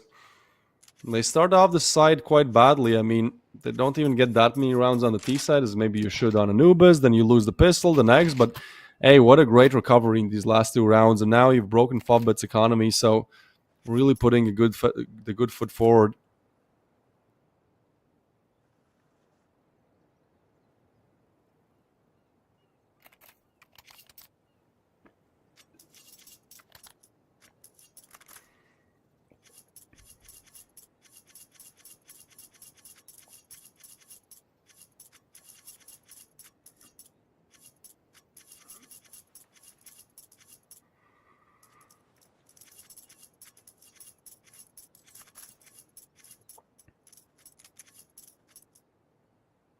Tension has quieted down as well. I believe he enters this half with 17-6, I think it was, and now only one frag in these 5 rounds that we've had.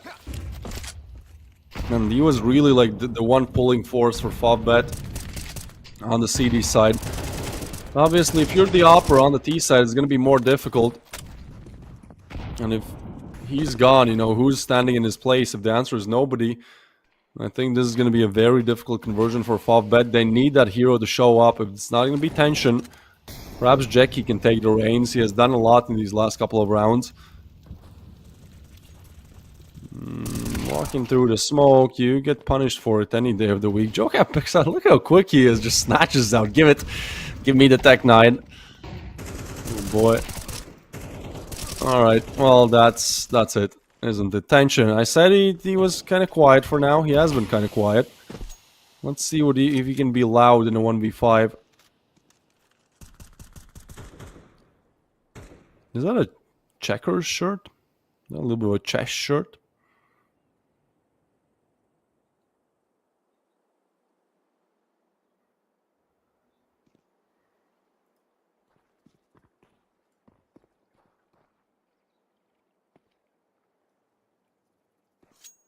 Tries to go towards mid, but ultimately will probably meet his demise in the form of Kaspersky. Yep, well, they spot him. Taken down, and that's the Young Ninjas on 10. FovBet's map pick, they start off great, amazing, 4-0. On the CT side, we're like, yeah, well, okay, Young Ninjas are strong on Vertigo, probably gonna go the distance, probably gonna go to Ancient then, huh? But guess what? Even though Young Ninjas don't have the best first half, the second seems to be a switch. They're up on 10 now, and FovBet. Wait, what is? Oh, I didn't even notice that I invested so much in the previous. They're back on pistols. Like this is. So this is a Tech 9 round where you force, and now it's a Glock round. This is Young Ninjas on 11, has to be, right? We've seen so many chokes up against just pistols, but come on, this is Glocks. And there's a double setup towards A. I mean, depends, actually. There's no util either, so you can't even flash yourself in.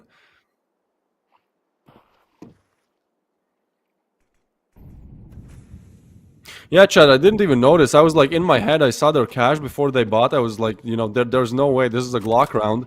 And then I saw a Tech 9 here and there, and I was like, you know, probably somebody could afford it. But no, you guys are right in the chat. Yeah, they did. This is Glocks.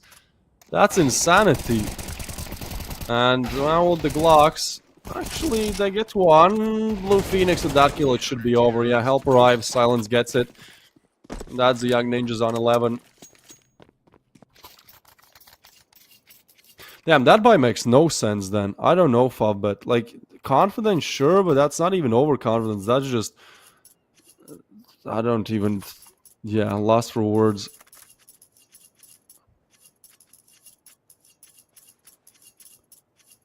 At that point, like... I don't know, it's just, okay, let's move on. Round number 19, here we go. Fobbit have finally arrived to rifles. This is their last ditch attempt, pretty much. They lose this, they're put on Mac 10s for the last round of the half, so even with the max loss bonus, this is not looking too pretty. Let's see what they can do with the rifles. Hopefully a lot. Hopefully they extend the play here.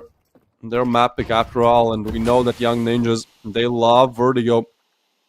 It's always their first pick.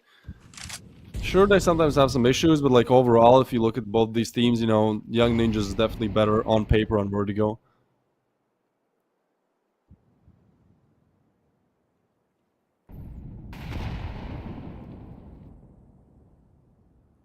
So map control, name of the game for Fobbit here. Looking to head towards mid. Actually, Jackie is in a good position. Jokab might get overwhelmed, really become... Depends on the timing here. Look at this, Kaspersky gets one, but yeah, Jackie gets that frag. And long range, Kaspersky wins the duel up against Tension. That was, I think that might have changed the outcome of the round completely. Because the bomb is now, you know, still spawn, and you still have a lot of time to play with, but the execute has to come in at one point.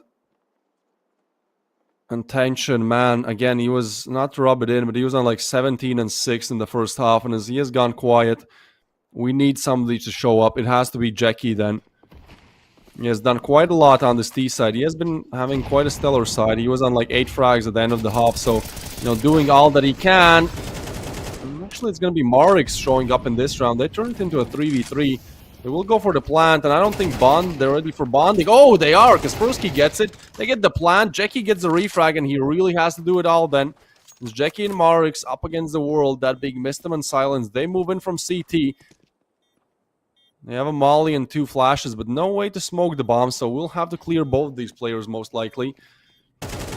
Jackie, oh, they spot him, and missed him gets it. So Marix, the new pickup, has to do it all. They lay down the molly, they're ready for it. The defuse is there. Marix gets one, and the stick is there for the Young Ninjas. Marix, unfortunate. We do think that he clutches it out, like both players fall, but down to the last milliseconds there, and the Young Ninjas barely but surely get it over the clock, over the goalpost. 12 on the board for them, 1 away from winning on Fobbet's map pick quite comfortably. Fobbet's T-side falling flat, mainly due to them just being a pretty much no buy for like 4 rounds. I really do think this map could have been a lot closer if they don't force in that situation where, you know, they had like 2.5k and they go for the Tech 9 buys, then they're sent back to Glocks. So now, entering into this round, they do get the plant, which means that they will have the money to buy up. Problem is, Jackie already down. He has been the star player. Now look at this aggression towards mid. Tension not ready for it. Kaspersky only gets 1, but now it's Silence on the other side, and, well, they will try to flash him off the angle, but Silence, so crispy. Hits the shot, 2v4 for Marix and Smash to convert, or it's going to be Young Ninjas with a dominant first half here. Smash, long range, is going to get 1, but he's so tagged up, and Silence actually misses on from the USP. Yeah, he's low, gets the frag. Marix up against the world, 1v3, and not even ready for this Jokab aggression. So that's going to be the Young Ninjas shutting it out 13-7. What starts off as 4-0 CD side for Favbet. They're just not able to really piece together anything here. So, you know what that means, guys? Well, it means that we're going to go on Young Ninja's playing field here. We're going to go on Vertigo, their favorite map. I mean, look, they have great win rate on it. I don't want to rub it in if you're an FOBBet fan, but it's not looking too good on Vertigo. We have seen some crazy comebacks today, though, so if we do see a comeback, we'll see, Ancient as our last map, but we'll ultimately have to see how Vertigo goes, and so that is coming up right after a short little break here.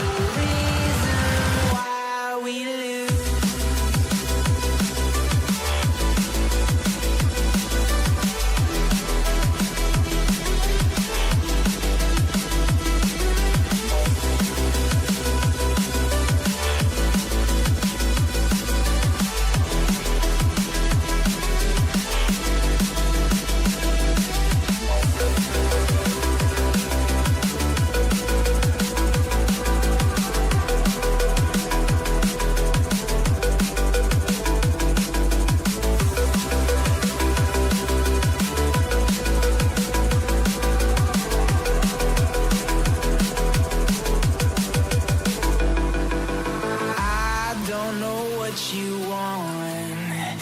Let's have a bit of fun till I downfall. My love, if you feel like I do right now, don't say you're on the run to the other side. My love, you say you wanna try, but you never do. Sugar, there's a reason why we lose.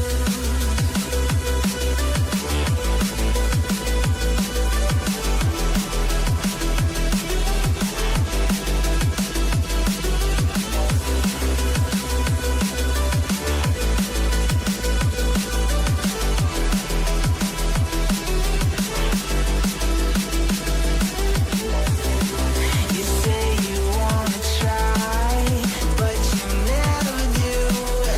Sugar, there's a reason why we lose. You say you wanna cry, but you never do. Sugar, there's a reason why we lose.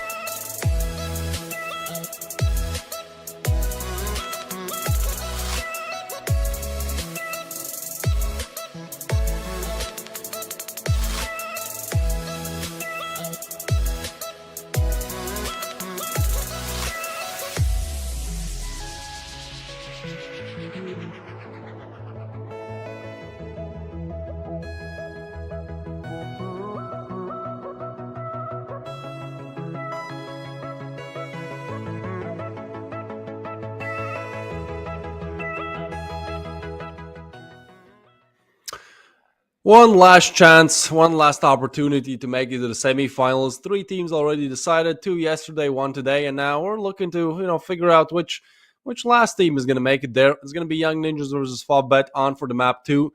Young Ninjas already converting on Fovbet's map pick, so now on to Vertigo, on to Young Ninjas playing field. They love this map. It's their highest win percent map on HLTV, 13 wins and 5 losses. What we've seen in this tournament, most of the time good, but sometimes Vertigo is just a struggle for them. And Favbet trying to get away here. Jackie hits a quick jewel. Now wanting to hit the shots as well. It's going to be Young Ninjas to head to look towards B, but it's fully stacked. This will be a difficult execute. Blue Phoenix, though, gets one. Kaspersky with the frag, and Smash gets a big double to keep them in the game. The triple. He's almost exterminated, but there's still Marks on the other side. With those duel, he's able to get only one, but that's a double now. Silence gets smashed, but Fobbet converted around on the CT side.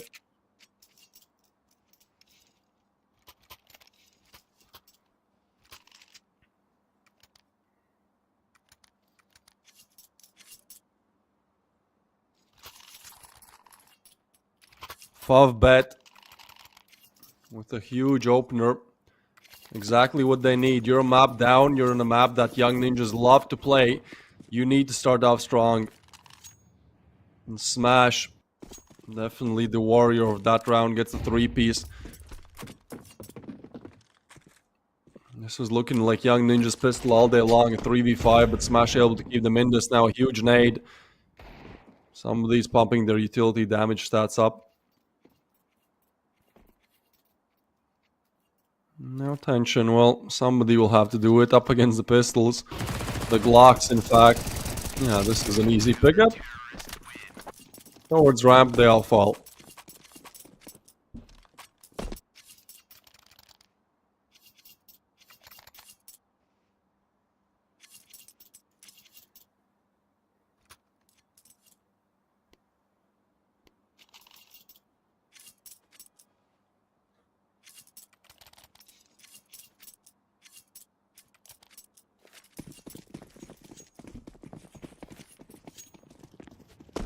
So we head into the third round. Fobbit remain on those MP9s. Young Ninjas buy up, looking to show us why this is their map pick. Definitely seen the reasoning in other games, but we'll see about this one.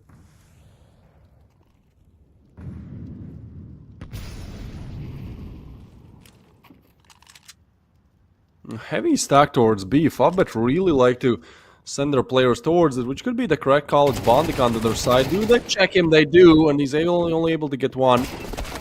Looking to push in. Missed him. I almost thought he hit it, but no. They now confirm the presence, but at what cost? Smash gets the kill, and Jackie is there as well, and Smash has really just been doing it all in this game. He's the reason why they win the pistol. He's the reason why they probably win this one as well. Shuts down 2 players at least.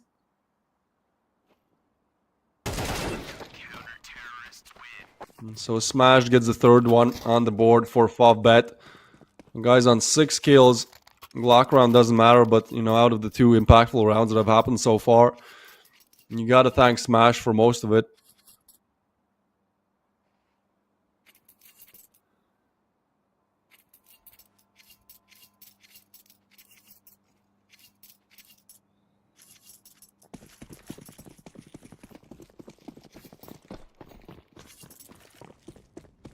So the Young Ninjas push back to just pistols, and Fobbit so far, I mean, a fabulous start. History repeats itself. We saw this on Anubis as well. It was 4-0 for Fobbit on Anubis to start things off. Ends up in a 7-13 win for the Young Ninjas, so we'll see. Still early game, but at least Fobbit, you know, being strong at the opener. That's what they need. The Young Ninjas need to convert this round, but rather impossible. Ooh, hold on. Missed him in Jokab. Get some frags. Now, they're not really in a position to retrieve the rifles, so that's going to be a problem. Actually, with the smoke down, they should be able to pick up one of these weapons, I think. Depends. Yeah, AK now in the hands of Jokab, but the fence is there. Oh, Jackie, aggressive. Oh, yeah, they all get punished for it.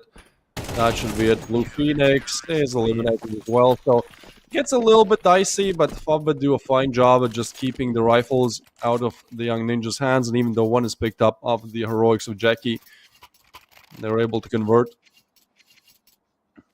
And what's great to see is Smash and Marix both on 7 frags, right? On Anubis, it was tension first half like 17-6, then falls completely off the radar, but it was Jackie picking up the reins, and even though Jackie does a lot in that last round, it's great to see Smash and Marix, who are kind of quiet on map 1, you know, start to activate. I think if they all can play like tension played in the first half, I mean, that's an easy conversion, but alright, well, Fobbit were able to get 4 rounds on Anubis. 5th was too much, and at that point they just all went downhill. So let's see if they can convert the 5th here. Seems like the answer is going to be no for now. As Jokab finds Marix, tension falls as well, and we have a 3v5 on our hands.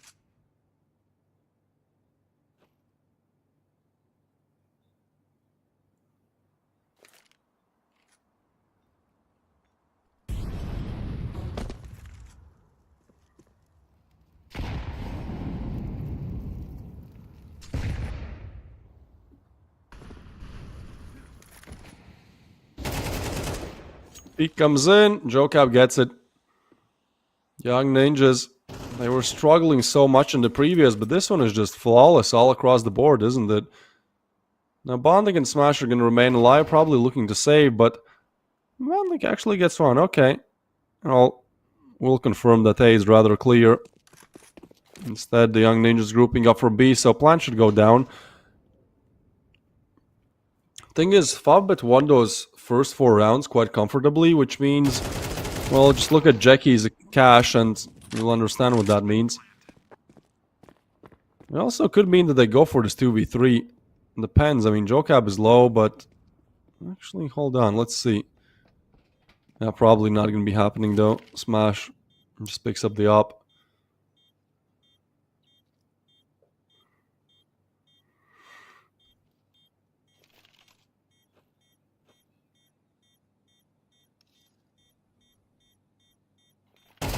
Hello, Bondic.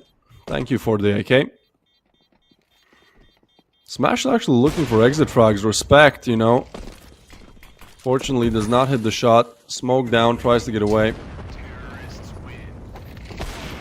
Remains locked in. They try to run him down and they eliminate the up as well. So Young Ninja's trying to force Fobbet on a full economy reset here, but well, they're gonna have cash for at least this round. Depends on even if they lose it, you know, who saves, who does not. But I think this could be really the long road for Ninjas.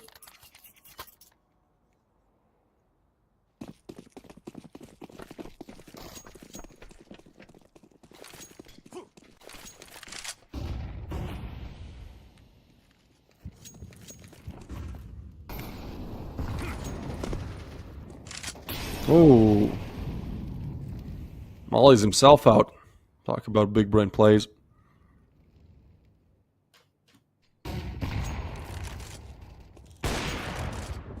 Oh, okay, silence. All right. I mean, look, I know you're skilled, but you gotta give that one over to Lady Luck. Either way, you know, again, what matters is if you get the frag, and in this case, he does.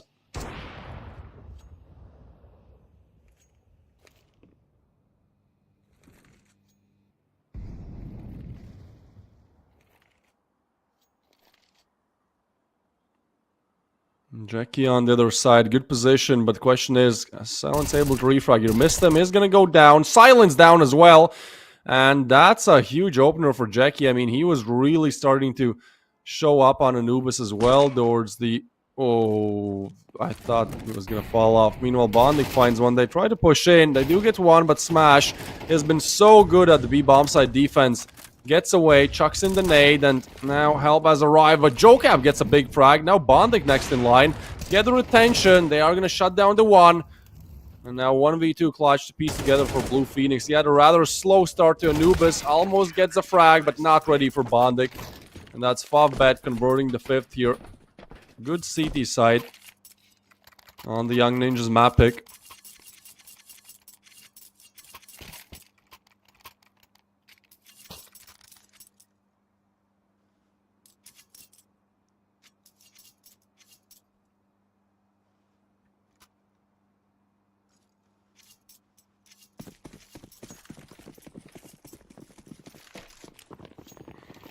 So the Ninjas pushed back to economical despair here, choose to go with 1 AK on Kaspersky, and well, Smash again in a great position to perhaps deny, but he goes down. Jackie next in line. Jocab actually gets a frag as well.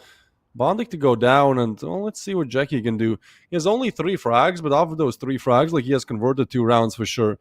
There was that weird low buy round for Young Ninjas where it's come down to 3v3, but Jackie finds 2, and I mean, in the previous round as well, he got such an impactful frag. Ooh, gets weird. Marix is going to eliminate 1 onto the head glitch, but frags out a little bit. Tension, meanwhile, connects the shot, and that should be the pistol shut down, yeah. It starts off a little bit weird. Ends in 3v4, turned to a 3v0, and the Young Ninjas take attack pause. I think a well-needed one. You do amazing on Anubis, then this is your map pick. This is your chance to just go to sleep early. Instead, obliteration right now coming in from Favbet.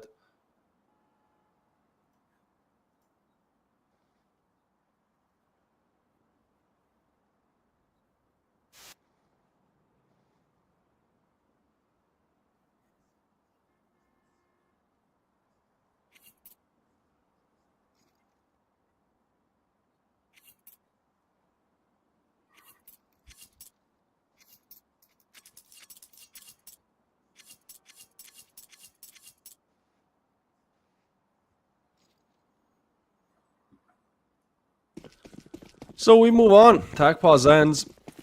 Young Ninjas have talked about what they can do in this one, and we'll see what can they.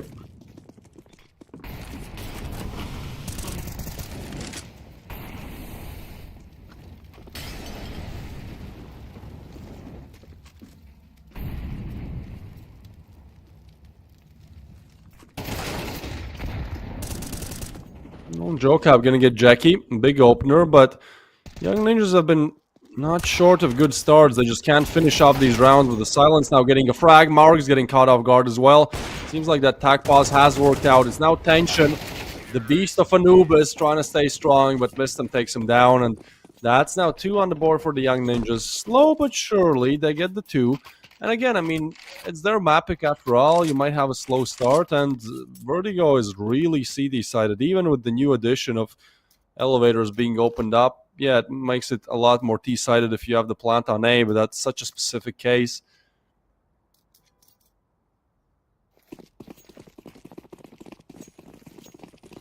So it's not like Young Ninjas are crushed here, you know? Still 4 more rounds to go.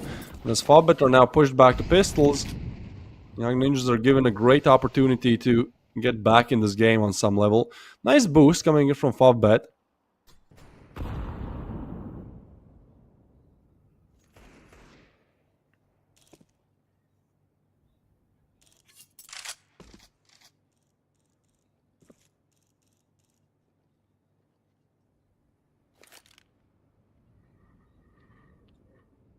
Bondi gonna go towards mid. I mean, Fobbit are just looking for a lifeline in this round, right? Like, they're looking for a way out. Maybe they can get that frag and retrieve a rifle if possible, but it's gonna be difficult. Boost, aware of it. Now they know where the second is. And they'll just push in. Ooh, that's nasty. Jackie to go down. They stay strong on the AX2. I kind of thought that if they get the first, and also, you know, that first frag being from a boost, you're like, well, we're probably stacking A, let's just go B, which actually would have been the wrong call because Fobbit had 3 towards B. One of the rare times the pistols don't stack, but instead Young Ninjas decide to not overcomplicate it, you know, just execute. Works out, not bad.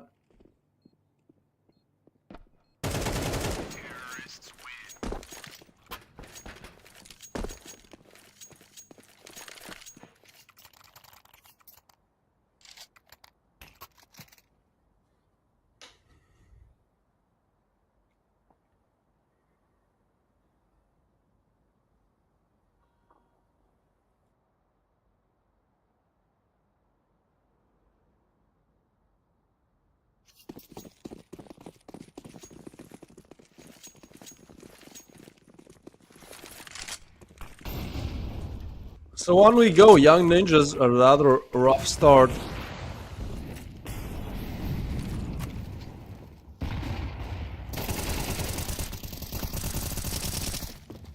Through the smoke, Fobbit are still able to get one. Oh, missed them falls as well, and I think that might be it, right?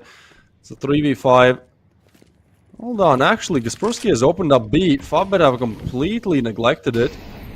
Which means, well, let's see if they can plant the bomb. This is still a lot of time for it to be planted. You have to wait for it to arrive. Another smoke to be laid down. Aggression from Kaspersky. He gets the first. Marix tries to get in front of this, but there's the smoke. There's just chaos, but bomb still not planted. Fobbit are gearing up for the execute. We're just waiting to hear that plant come in, but do they know about Kaspersky? As the smoke will fade, Marix might be able to punish him. Bomb down, Kaspersky still on the other side. He's trying to lurk forward, but this is such an aggressive position. Marks is more than ready for this. So many on the other side. Smoke now fades. Kaspersky actually gets a frag. They know about them. Jackie gets one, trying to try to push in, gets a double, and now Silence on for the 1v2. Has to do it all, gets one, but Jackie is there with a refrag. Ooh, boy, that's close. No kit either. Yeah, Jackie seems to smile a little bit, but look. This was a 3v5. You completely left over the B bomb site. And Young Ninjas, you know, somebody gets one more frag there. That's it. That's the round. So, I'm relying to fort from Young Ninjas, but it's going to be Fobbit on 7. Still looking really good on Young Ninjas map pick.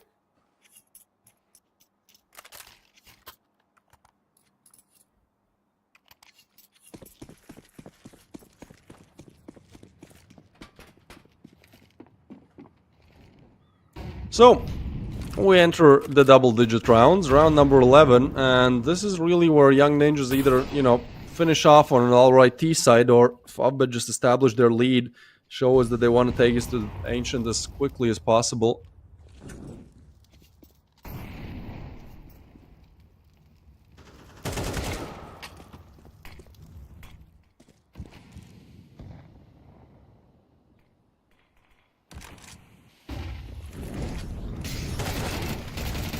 Ooh, Bondic on the other side with a double. That's a huge conversion. Tension gets one as well, and seems like those rifles will be eliminated out of this. Last time a 3v5 looked promising. This time a 2v4 for Kaspersky and Blue Phoenix to piece together, but Bondik, hero of that round. He's on 9 frags as well. It's rare that he's like, you know, fragging out, balling out, but hey, it's looking good for now. Oh, that sound will expose it. And yeah, Favbet definitely looking a lot better. I mean, on map 1, it was just Tension showing up big time, and then AZ disappeared completely in the second half. It was kind of Jackie trying to pick up things, but we saw alright performance from Smash Marks and Bonding, but it wasn't incredible. But like, look at the kill feed now, right? Like, it's everyone pretty much on equal levels. You can really say that they've all had their moments around. Like this one for Bondik, Smash had incredible start where he gets the pistol and the first rifle round as well. Pretty much up his heroics as one. So for Favbet, you know, this is looking a lot better, a lot more promising. For the side of Young Ninjas, well, you can't even blame them. I mean, kills are kind of close, to be fair. Maybe you need Mistim and Blue Phoenix to show up, but the problem has really been in those late stages of the round. A lot of these have been down to 1v1s where they're not able to convert. Silence gets the opener, Jokab with another, and now Tension. I've been hyping him up. He was amazing on Anubis in the first half. And Vertigo has found his stride as well, and now definitely, oh, timing. They spot him. Big nade. Oh, Tension gets one, but that's it. The double nade to shut him out. But now Jackie on the other side, not ready for Kaspersky. If there's one guy who can aim, it's definitely Kaspersky. I mean, look at him. He's looking so serious. Just wants to pop those heads. And that leaves Tension in, Smash in the 1v3. Tension already eliminated by a nade. So it's looking like a 4-8 half. Not ideal for the Ninjas map pick, but not too bad. Unless Smash can really make matters worse here. Goes down to the 1v3, gets one, looking for 2 more. Smoke on the bomb. We'll probably just go for it. Gets close, gets close. But the Young Ninjas do convert it. I have to remind you guys, Young Ninjas won Prodigy Series 1. Like, they've been putting themselves on the board big time.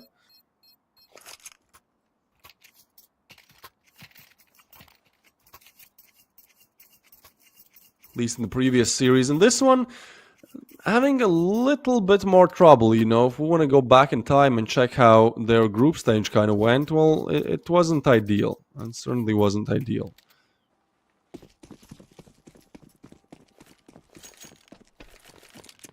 They won 2-1 against Precy. And 2-0 against G2 Ares. Okay, so my memory is a little bit faulty. I thought they lost the map and had to fight, you know, but no, they, well, didn't lose a best of 3, did lose 1 map.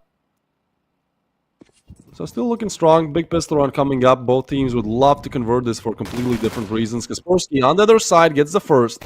That's a big frag, but they will try to run him down. He's only able to get 1, but information confirmed. Young Ninjas arrive on the B bomb side, and Blue Phoenix definitely spotted there, so Jokab has to divert the attention here. They don't want to peek Blue Phoenix either. It is going to be him with a frag, but Smash with the refrag, but Blue Phoenix taps another clean head as it's down to the 2v3. Favbet are looking to just evacuate this, but Young Ninjas confirmed this so early on. Meanwhile, Bondik, look at this. Oh boy, it's getting weird. Yeah, Bondik spots nobody there. He definitely hears this, but, you know, there's... Hold on, this is smart. All right. That's the plays you love to see. Yeah, there's nobody home. Why would there be? It's going to be Bondik again. You know, he just switched around, turned 180, and same thing comes true. They're really doing everything unintentionally to avoid him, but I don't think they're going to be checking this. Although they are. Bondik still gets a frag and now just tries to get away.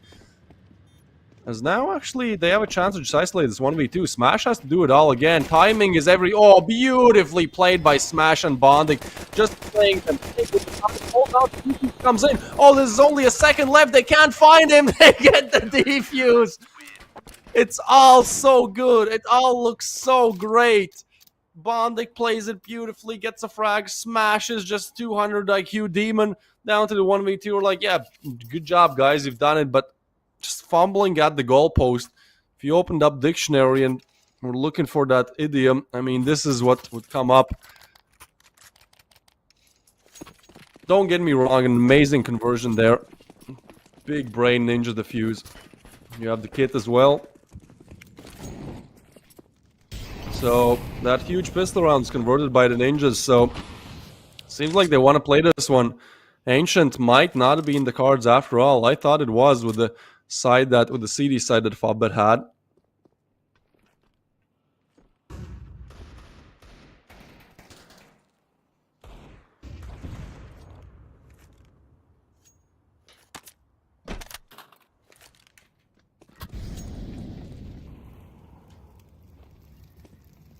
So Fobbit actually forcing this. That's so weird. All right, let's see this. I mean, you do have 2 AKs. You did plant.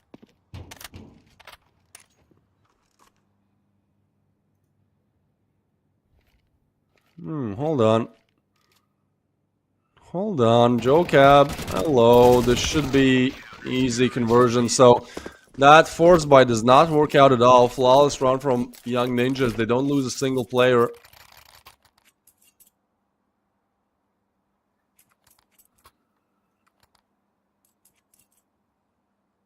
And as we go on, this will be just up against the Glocks now. So this goes down to just 1 round lead for Fobbit now.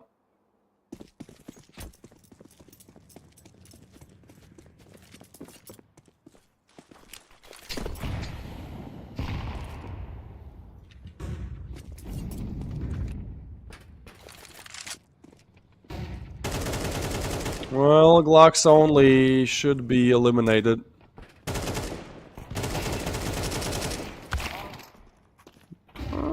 Jackie gives them a run for their money a little bit. But nothing significant picked up, and so Jackie sure has been doing good. Oh, that's a tilter.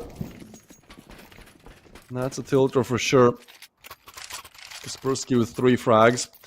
Knife frag is there, and yeah, I mean, this was what, 6-1? This was 6-1, I believe. We're like, yeah, you know what, Favbet, this might be ancient, but at this point, it's a 1 round lead for Favbet, and they're on the monumentally worse side here on Vertigo. Like, CD is so much better, so I think a close game after all. Miston is on 3 frags as well. Damn, if he activates, this might be over. But Favbet decided to just rush on. That's a great opener on Marix. They overwhelm with their aggression. I think they've watched the demos of Young Ninjas. They know that they love to take ramp control early. Jocab punished as well, and they all fall. Favbet, what they can do in the previous, can with the rifles now. Kaspersky and Blue Phoenix getting eliminated as well, and actually, you know, like this from Favbet for a big reason. Young Ninjas have quite a good Vertigo CD side, but it's so often off of them having control over A ramp. Then they can kind of play their default CD side, then, you know, they're strong, yes. But if Favbet are once again able to take A ramp like they just did, I mean, that just completely fumbles Young Ninjas. They can't really play just passive A. That's not their game style at all.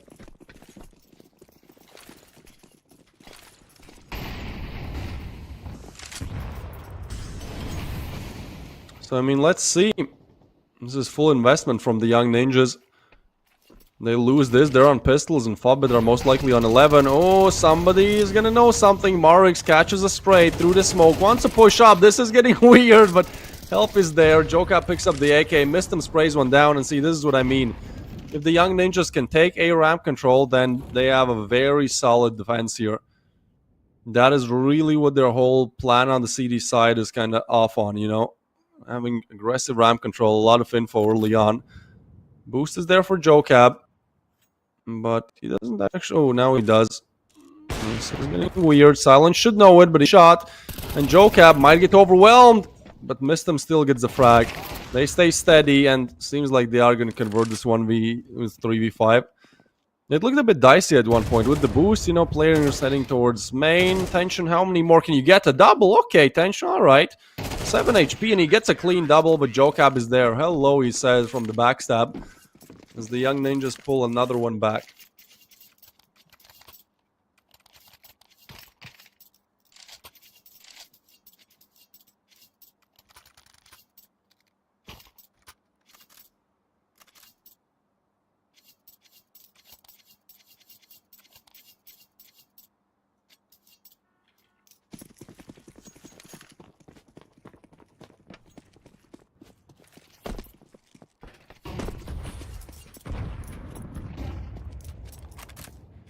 So 1 round game it is.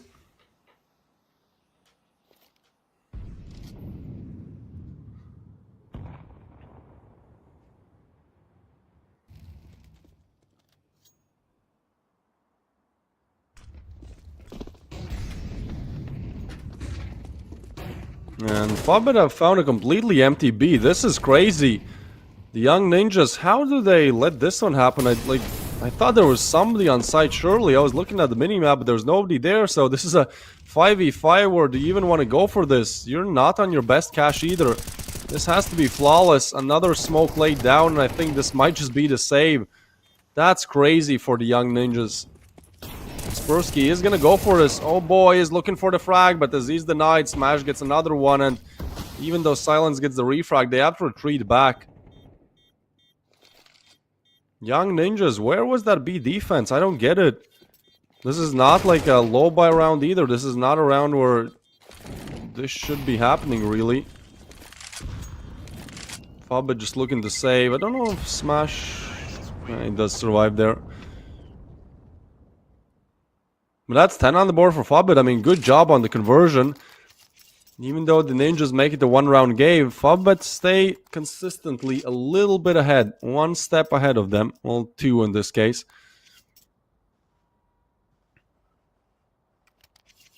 No tac pause either. Young ninjas just looking to raw dog this one.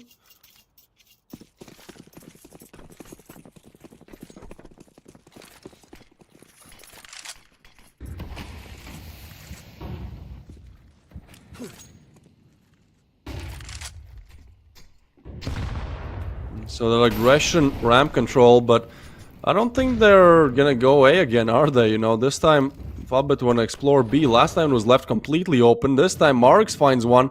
Jokab with the push and not ready for tension either. Blue Phoenix gets one, but he has to do it all as he's taken down.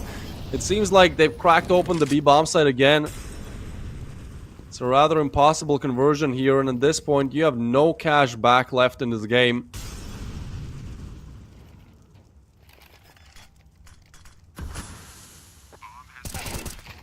Mistem is gonna get one actually off that frag. They might decide to go for it, but yeah, I don't think so. So again, B falls. I mean, young ninjas, gotta give it to them. Great A-side defense, but here B is a huge issue. A glaring fault in their gameplay. As for me, it seems Fobbit are, you know, so close to converting it. Look at the cash on the young ninjas as well. Really depends what they do in the next round, but I think gonna force something. Maybe, depends. Not looking too good. Amazing comeback from Fobbit here. Not even comeback, you know. Just trying to push themselves ahead once again. Establish that lead that they once had. This was 8-3 game. The young ninjas do pull it back quite a lot, but yeah, now tac pause is gonna come in place. I mean, this is really you operating on your last money, on your last options here.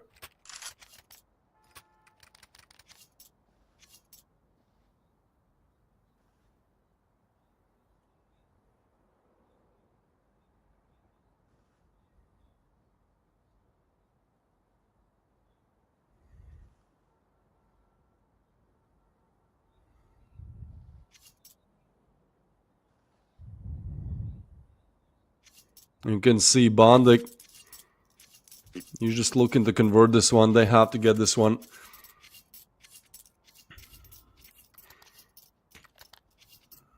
Up against young ninjas. They won the previous Prodigy series. Heading into this one, they have had a little bit of a tougher run.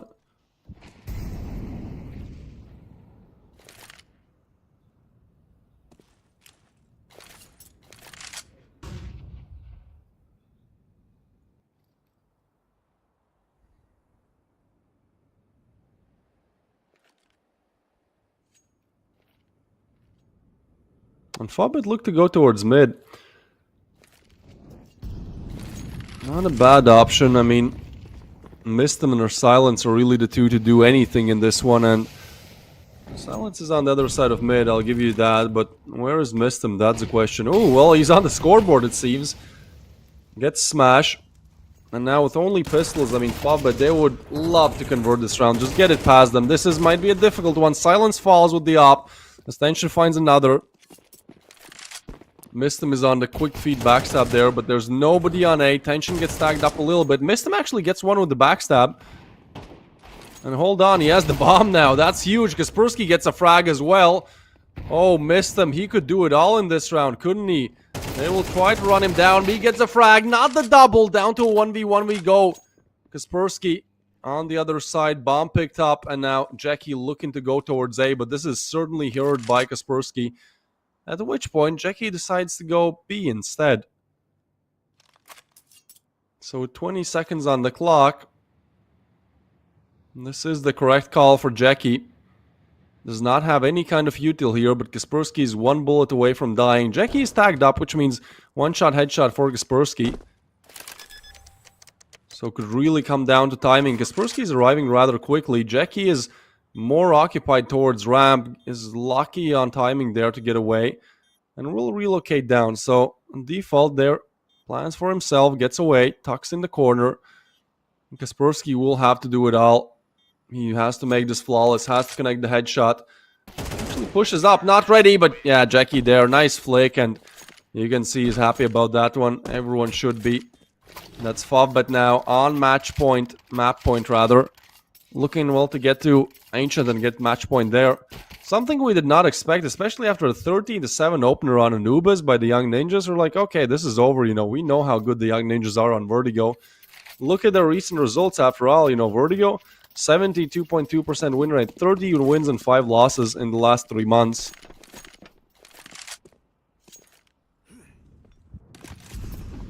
So they're certainly good on it, just can't show it today.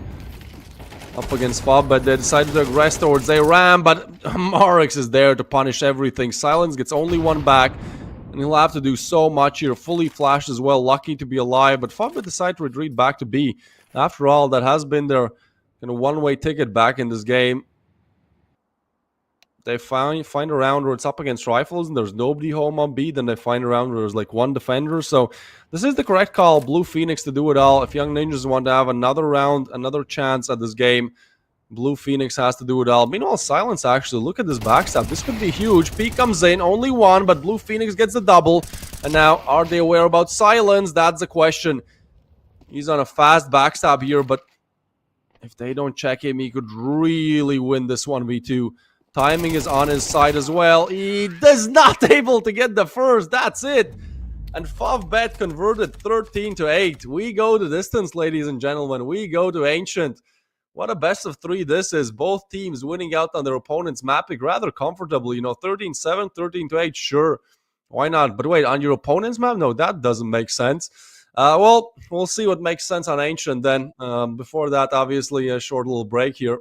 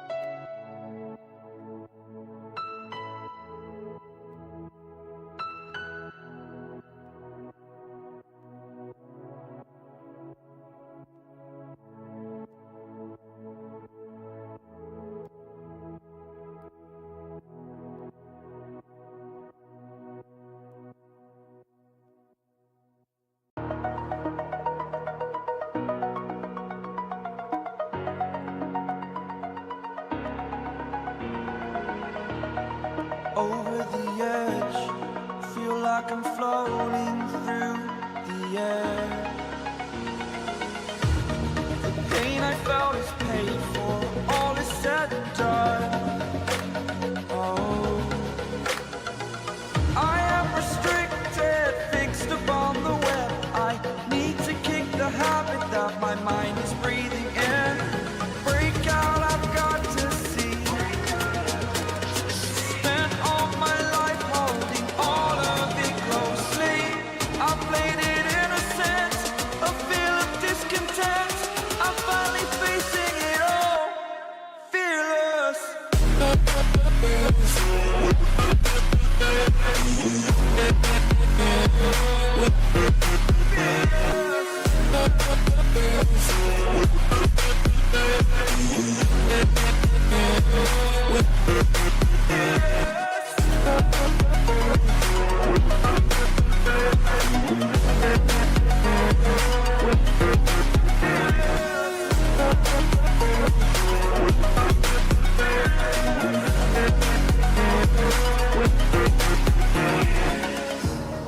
Burning the bridge that keeps us.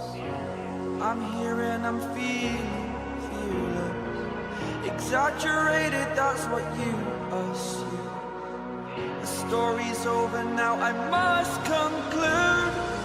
I am conflicted, watching where I step still, hanging in the balance. Not the life I want to live, I want to take it all. Standing tall, fear I weighed the person you are. Oh, break out, I've got to see. Spent all my life holding all of it closely. I played it innocent, a feel of discontent. I'm finally facing it all, fearless.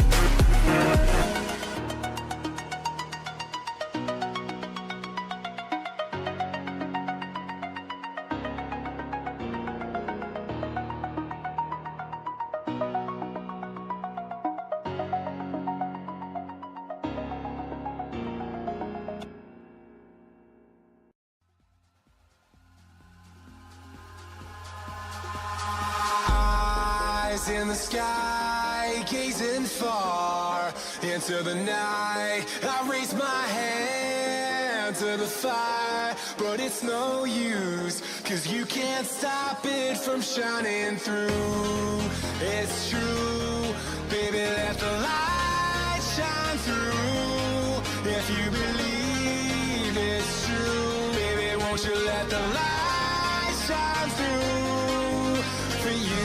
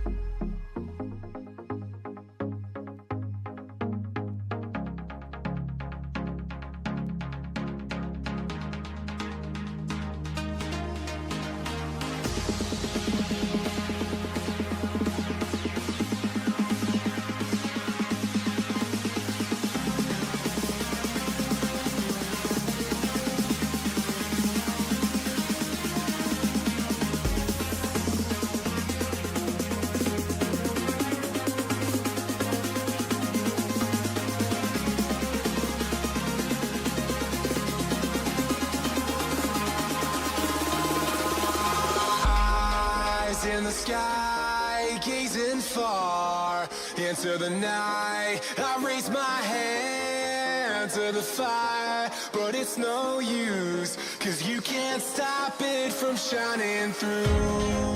It's true, baby, let the light shine through. If you believe it's true, baby, won't you let the light shine through for you, for you, for you, for you, for you, for you,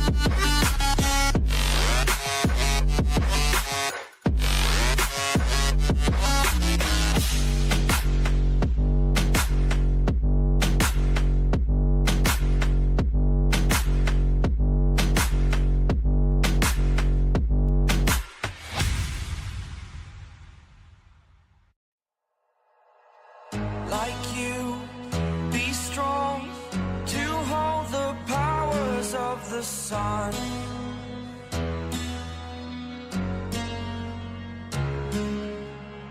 To dream, believe in strength. Now I'm the only one, only one.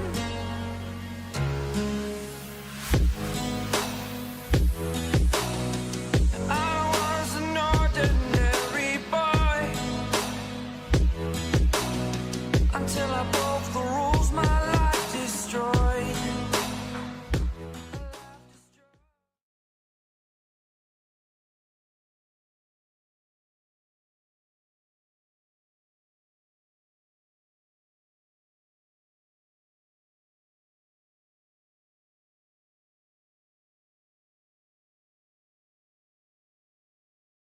Oh, 111.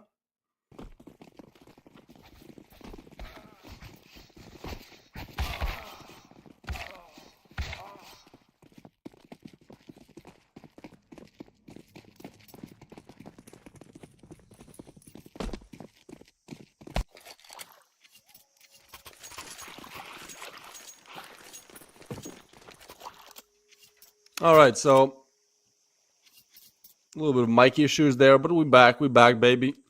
Happens to the best of us.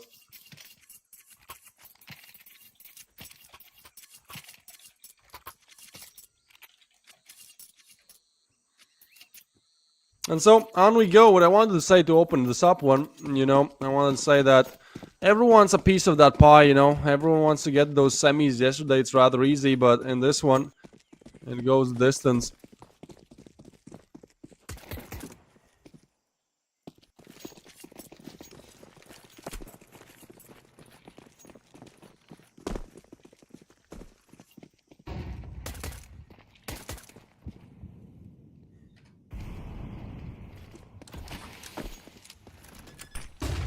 Bomb plant to go down. Ooh, silence. And Jacob getting 2. Marks with the refrag though, and so bomb plant is actually not going down. That's the issue here. Jocab gets another, and that's it. That's Young Ninjas converting the first. They were certainly looking to finish this in 2. Win on Vertigo, but as Fobvet put up a dominant performance, this goes map 3. No overtimes just yet. No overtimes. The first best of 3. Ooh, man, that goes the distance. It's GenOne versus 9. First map 13-7, then we got an overtime, then a double overtime, almost a triple overtime. So hey, look, it was a double overtime on Ancient. It's possible it happens again. We'll see, we'll see. Still a lot to play for here. Still a lot of time left. See how this one goes. Alright then. Glocks only on the side of Favbet.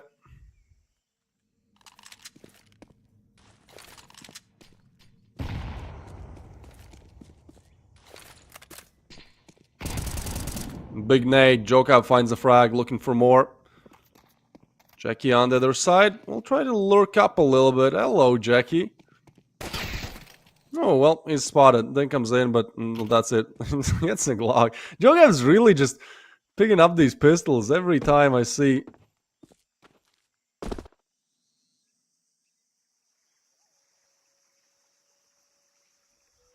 It was on, I believe, Anubis as well. He kills someone, he immediately used, give me that pistol. I gotta get that pistol, man.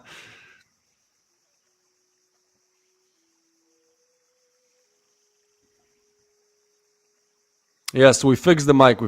This is big, boys. I've ascended. Silence and Blue Phoenix get the frags, and, with the Glocks, this goes the way of how it usually goes with the Glocks. Somebody's playing with their leg on the chair. Wait, hold on. I gotta see this. Maybe it's somebody else's leg. Never know.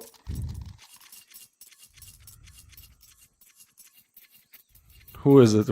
I think we're searching. Thank you, production, for searching for the person with the leg on the chair. I don't see it. I don't see it just yet. Maybe it was just like a break. Somebody relaxing in between rounds.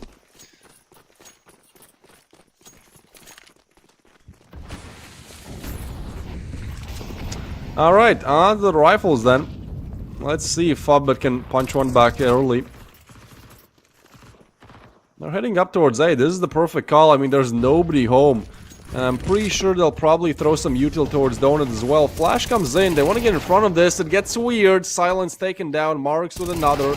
And it does seem like Favbet will just do what they did these 2 maps long. Hold on. That has been their strategy.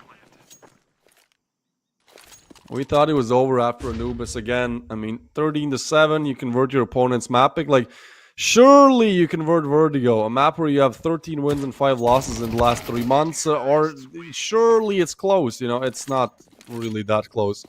It's Favbet just running over the Young Ninjas on Vertigo, given very little chances to convert. Now as we head into Ancient, they start off good, but that kind of has been the theme for the Young Ninjas. Problem really lies in converting, securing what's theirs. Ooh, everyone wants to see how this one ends, huh? 1.3k people watching. I guess that G2 game ended. I checked the G2 MIBR game. You know, update me in the chat, but I think it was 12-8, and I haven't checked, but, you know, I would guess the G2 wins 2-0. So, yeah, probably just some people pouring in here now. You know, a little bit of a recap. This is match for the semifinals happening tomorrow. 3 spots already taken. This is that last best of 3 to decide the 4th team. 1-1, each team converting on their opponent's map pick, and now Favbet looking to crack open the A site.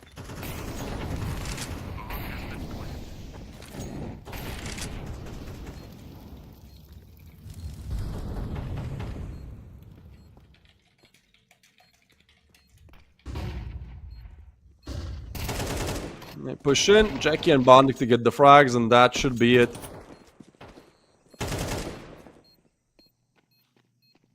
Missed him, maybe good for 1. Nice ding, but Smash blows him to pieces. He's a Bowie enjoyer, huh? I've tried to get into Bowie knives, especially after they added the other hand. I was like, oh, extra hand for $0. Let's go, baby. Obviously, the price skyrocketed. I bought at the peak, and now I think it has dropped since. But I did sell it early on. And gotta give it to him. Nice combo, Damascus with the King Snake gloves, I believe.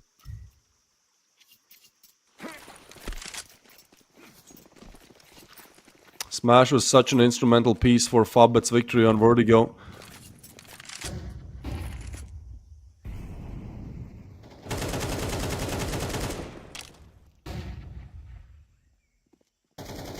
Flashes come in. Favbet looking for mid control, but there's nobody really home.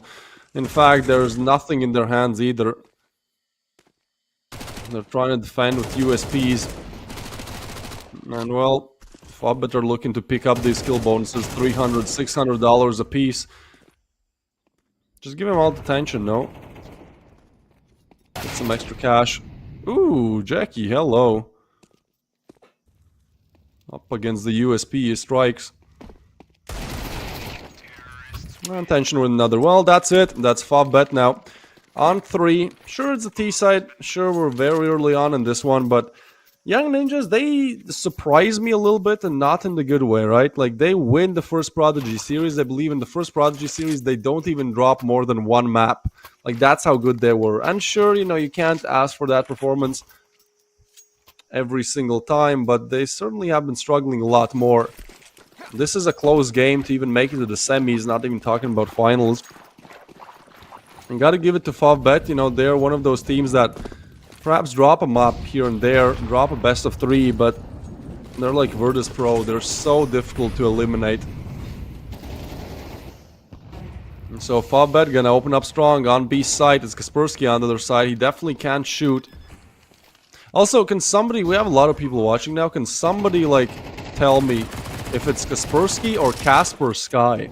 Like, somebody came in the chat a few weeks ago and just bamboozled me, confused me so much. They were like, why are you pronouncing it Kaspersky? It's Casper Sky. And I was like, oh, okay. Is it though? Is it? And so, because that was the only input, maybe somebody knows, you know. Polish people in the chat. Where are you at? McDonald's. Now you're probably listening. Tell me if it's Kaspersky or Casper Sky. Silence. The usual op. We're left in 1v3. Gets 1. Probably gonna be the AK pickup. Never mind. I thought we might have a little bit of a nice engagement here. Still might have it, actually. But both choose to tuck their tail between the legs. So 4 on the board for Favbet. Attack pause comes in. I'll update you on exactly what that is as production gives me information.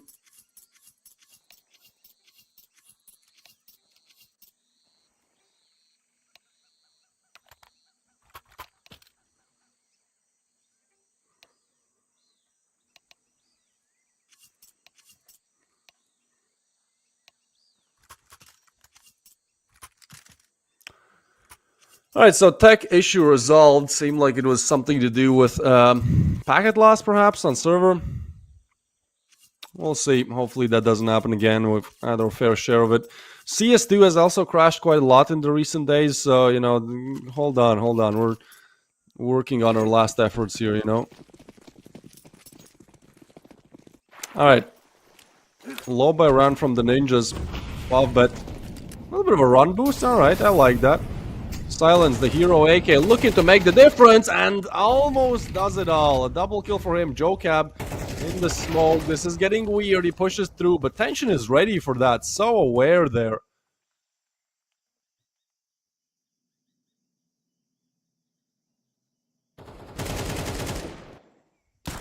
As Morris gets the frag, it's Kaspersky with another. So 1v3 underway for Blue Phoenix. Good luck. I mean, he has 2k. He can kind of save it, but probably just looking for one of those AK pickups. Go in the right direction, but guess what? There's Smash on the other side to smash. Ooh, timing! Taken down. The Bowie Enjoyer strikes again.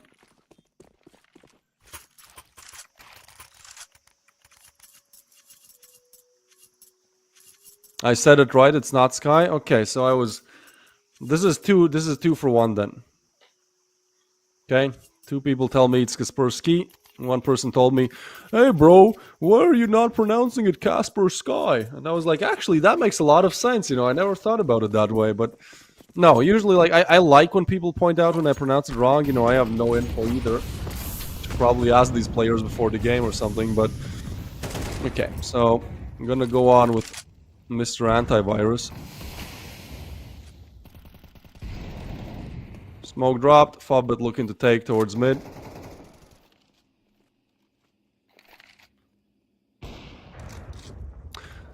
Blue Phoenix gets the opener, now lining up for that B execute. This might be the advancement that the young ninjas need.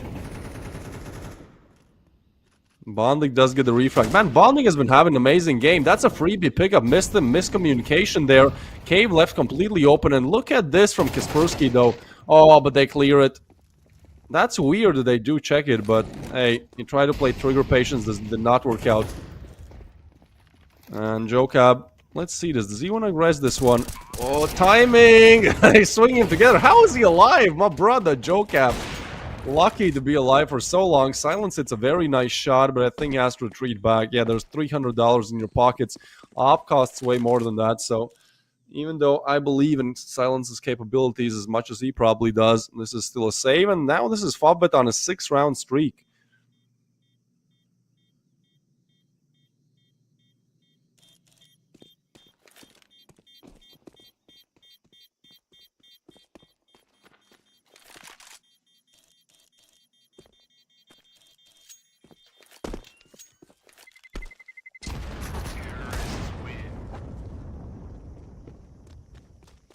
Tension and Bondic.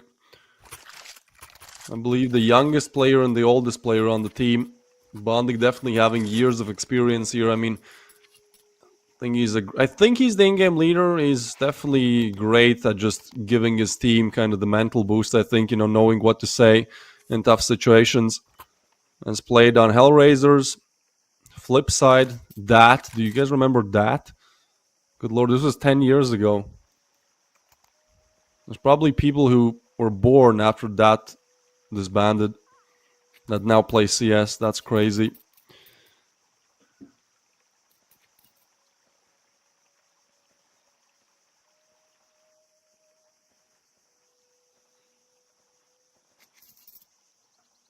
So Favbet on 6. And Young Ninjas, look at that. Look at that. I don't know, it just looks weird. And Op. Deagle 5-7, 2 MP9s. Okay, let's see this. Why not? Silence has to be the hero again, then he's been given the reins.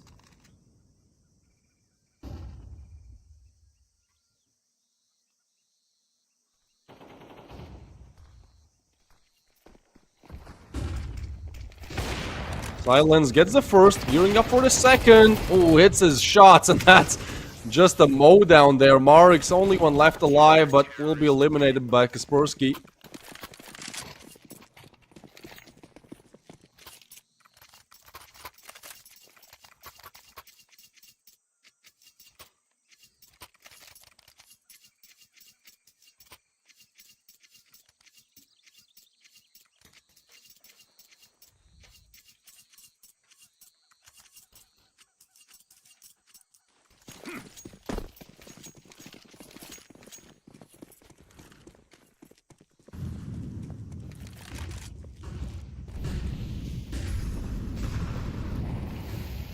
So on we go.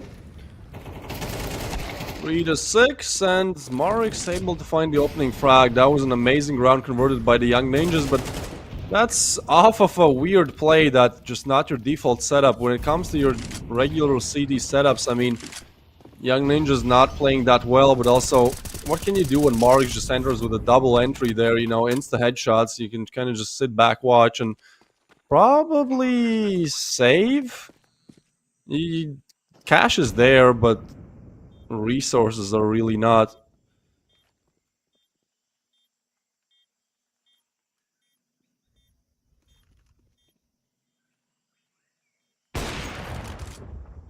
Well, looking just for some exit frags.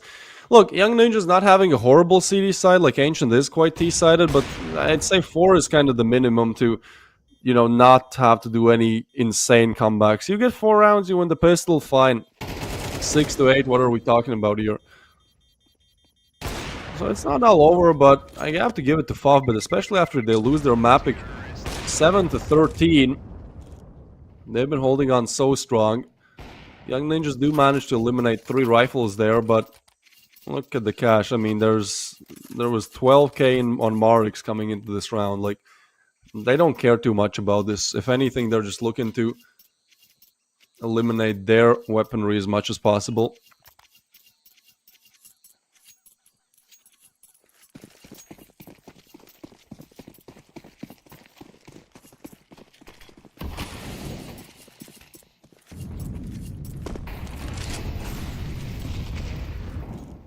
So, Young Ninjas with another buy. Their chance to convert.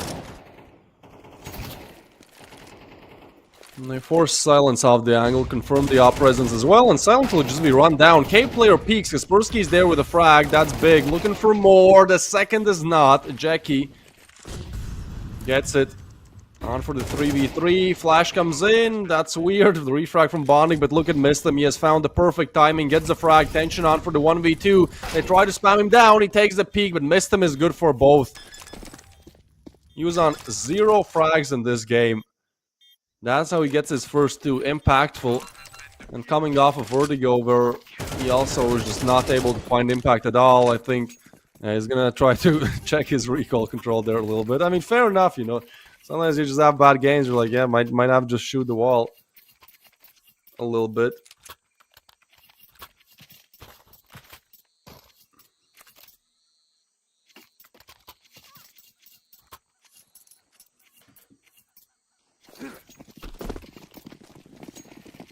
So, impactful frags to convert the 4th for the Young Ninjas here.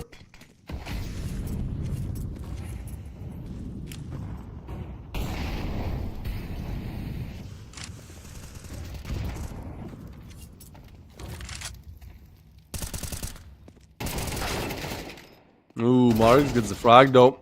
Trying to push in, Mistim gets the refrag. Down to a 4v4. Mistim gets Jackie.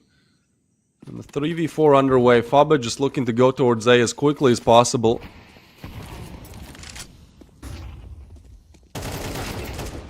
And Bonda gets it.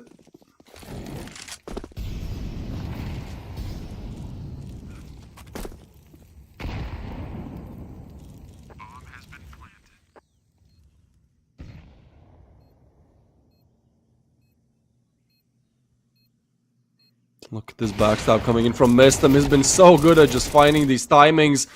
But is accounted for, eliminated, and the Young Ninjas only get 4 on the CD side. As Jocab is dealt with as well. It's Favbet now on 8.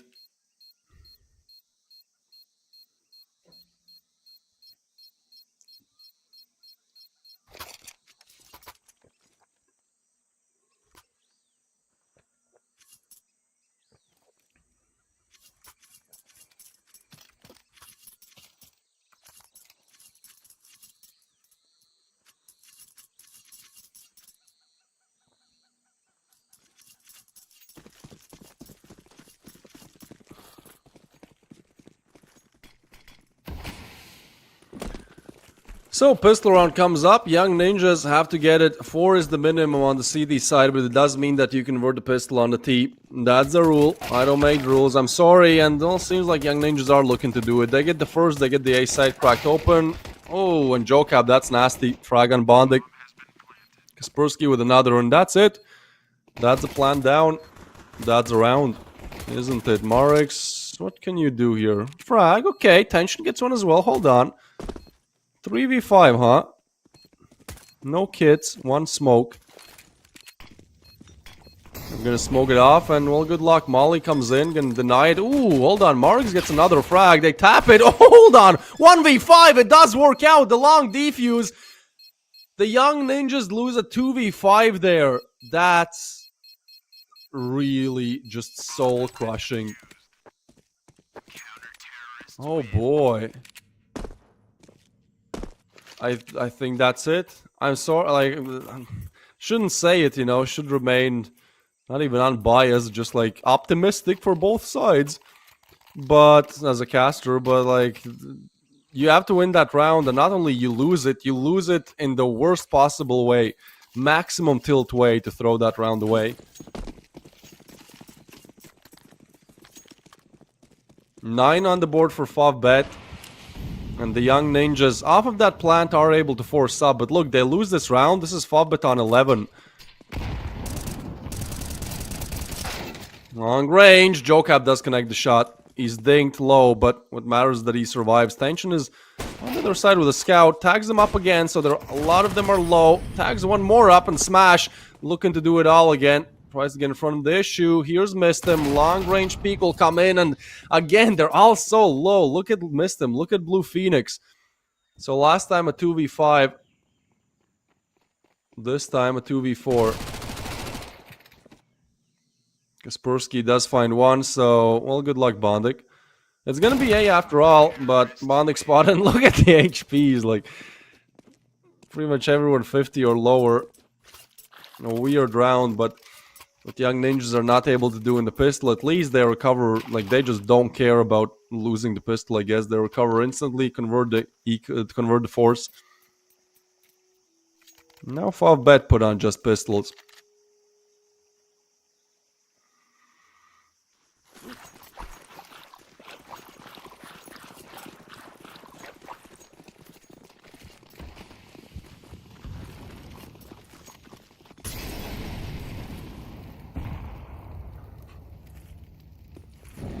And try to push in. Jackie on the other side. P gets a frag. Hold on. These pistols might be able to do something.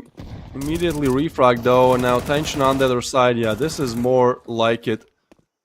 Silence with the double. And that's just a formality round at this point. Smash. Good luck, buddy. Bye-bye, buddy.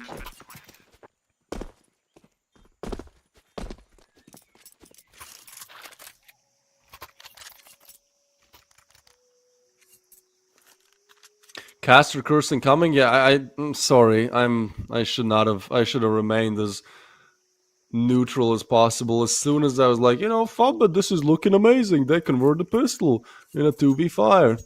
Now probably just 13-9 at this point. Oh no, did I do it again? Did I make the double curse? At this point, you know, tell me which team for me to say will win, then bet on the other. Hello, Astralis.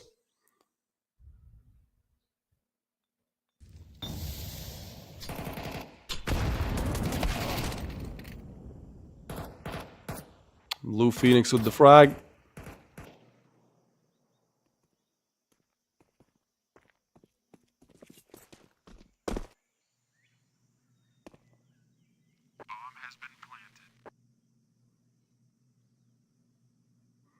And JoCab might find out the hard way, yeah, he goes down. Alright, well, Kaspersky wants to take a peek, a jiggle. They do take him down.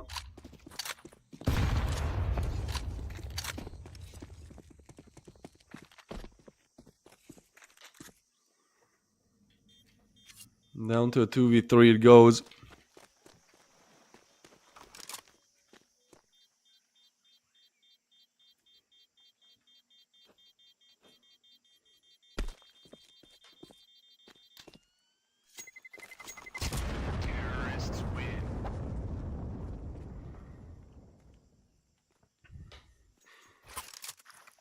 The ninjas convert the 7th. Caster's Curse definitely just coming in big time.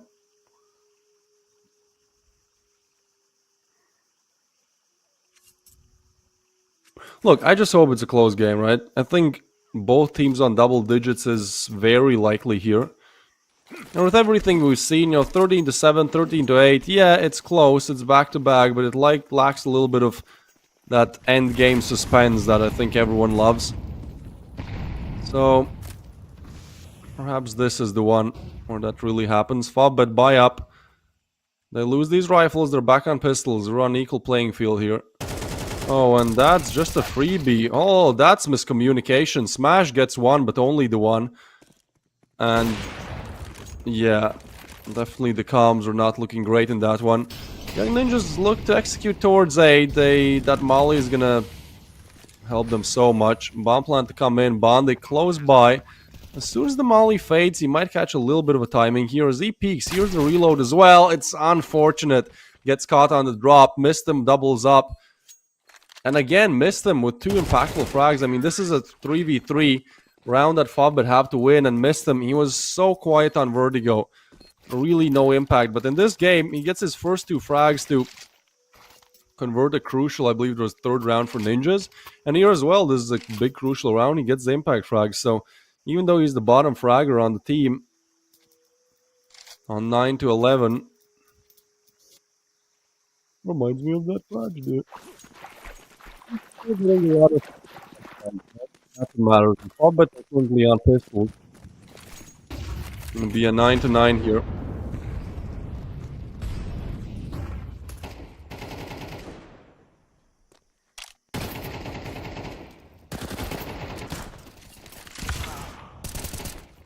Blue Phoenix does get the frag. Oh wow, this is actually somewhat doable. Tension gets another. Down to a 3v3 we go. But Bondik with the CZ, the pocket AK, in shadow, exposes his location. I think that might be it.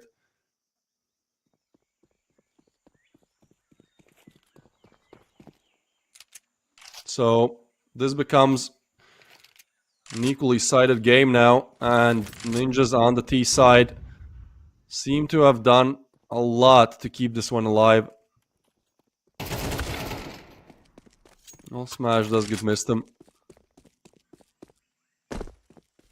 We go on for the 2v2.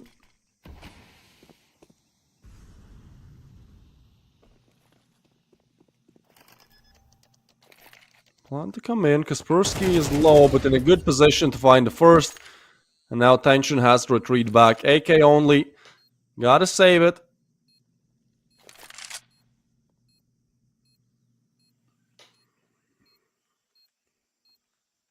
After I said it's over, they come back hard. Yeah, I know, man. It's the caster's curse. Like, I've been struggling. I'm casting for what? Like, I think I started casting during COVID, so damn, it's like 4 years now. Yeah, I've been casting for like 4 years, and like, it's like 80% success. I always try to stay, as unpolarizing as possible. Just don't make any calls. But when I do, it's like 80% of the time they're wrong. And it's like, they are calls where you're like, well, certainly this should be the case. That's why I'm so confident in making this call. I should just really, make the call and then bet against myself. That should be a pretty smart decision. 9 to 9, Young Ninjas with a 5-round streak. Ninjas with 10k in bank. Good observation. A little bit less. I mean, Silence is on 13k. And Fobbet are once again pushed back to win this round or go to low buy / pistols next one. They start off so great here. It seems like finally the Young Ninjas have done enough. If only this round can go their way, then truly they're in a great position to convert the whole best of 3. But Ace side has looked rather bad for them at times to execute on, so they retreat back. Actually, there's 5 players logged now. All 5 retreat back. I mean, look at the minimap. Like, everyone, there's 10 players heading towards A, and then there's, well, tension. That's it.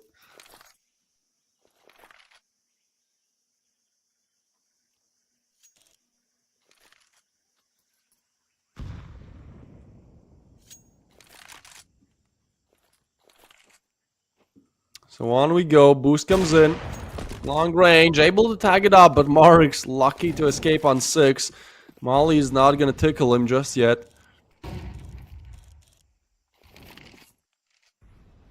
Ooh, and look at this. I like this from Fovbet. Aggression towards long. They might be caught off guard, but there's going to be Smash and Jackie to get the frags. And so the Young Ninja's 5-round streak might be put an end to unless Silence is able to do what he does best. Operate in high-pressure situations as Blue Phoenix finds another. Now the tides have shifted once again. Young Ninjas turn this into a 3v3 where Marks is on non-existent HP, but he still connects a frag. When you have the op, the HP does not matter as much, and so it's good for that play. Tension gonna take the peak. Oh, Tension, but could have gotten more. Nice play, but that is gonna be Fovbet finally winning it out. Man, if Tension choked there, that would have been just a funny moment, I guess. I wanted to make a statement like then it would have been over, but look, I made a statement that it's over when it was 4-8. Pistol round comes in, Fovbet clutch a 2v5, 9-4, and I'm like, yeah, you know, surely Fovbet win the next. That's like 10. At that point, you convert 1, maybe 2 rifles, get 1 for free. Whatever, that was my train of thought. They only now arrive on 10. Because Young Ninjas are already on 9. This is a 1-round game where the T's should have the advantage off of, you know, just the structure of the map. Jackie, first one. Oh, exposes his location. They do check him out. Double P comes in. A lot of HP lost, but Fovbet, they lose Jackie. That's a bigger issue here. Silence gets smashed, and Young Ninjas seem to fight on in this one.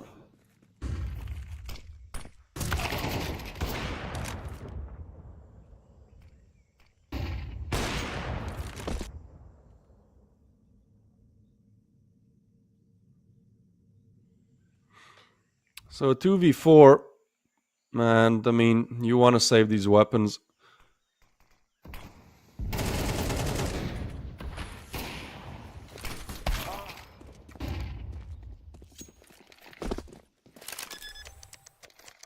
Down to just Tension.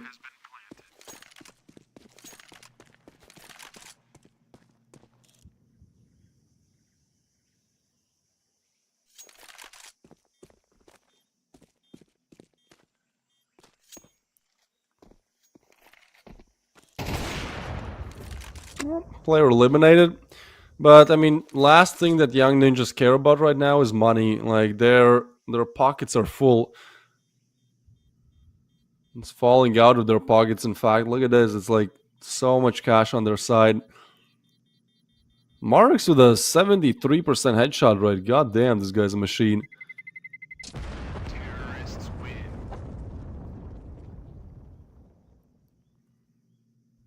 What a game for Marks, though. Almost 2,000 damage as well.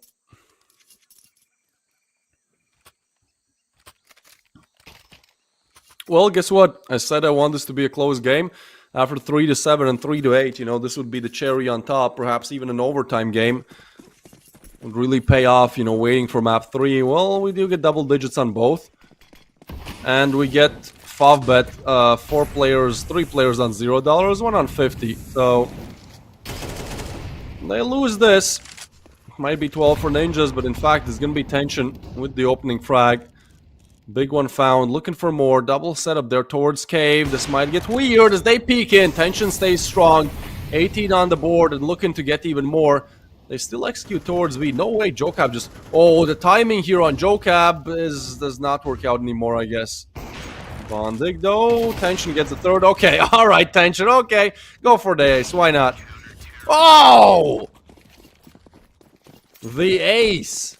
5th frag. I don't think he saw the player. He just went for the scoping. Got it. Scoping? Quick scope. I think it was a quick scope. Would assume so. So yeah, I mean, why not? If you can get a player to do that, you know, that's a strategy then. Bondik calls it. Great call by Bondik. Hey, Tension, can you just get an ace? Sure. 11 on the board for them. They avoid being reset. And actually, look at the Young Ninjas cash. They had 15k on some of these players a couple of rounds ago, but a lot of these rounds going down close 1v1s. Even though they win, they're not able to really keep that economy. And, well, it does mean that if they lose this round, they're on no cash, and that's Favbet on match point.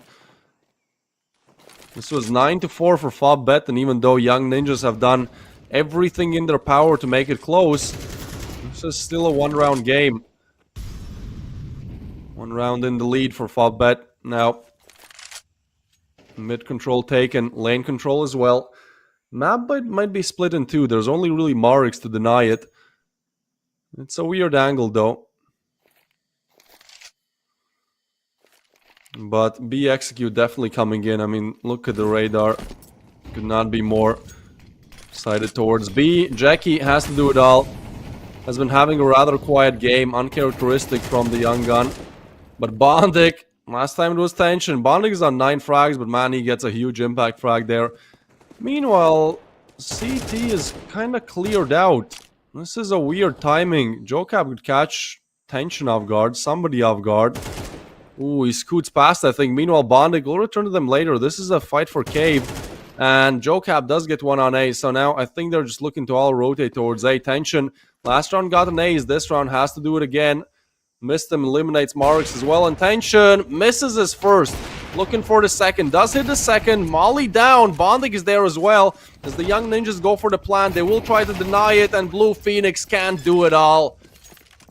They actually do plant the bomb, so honestly, that's big. I know it sounds crazy, but look at the cash, right? Like, the bomb plant gives extra cash for the Young Ninjas if they're not able to do so. Well, and a lower buy, but here, does someone just have a P90? Did this guy seriously just buy a P90 when you're down 10 to 12? I mean, look. Okay, no, he has...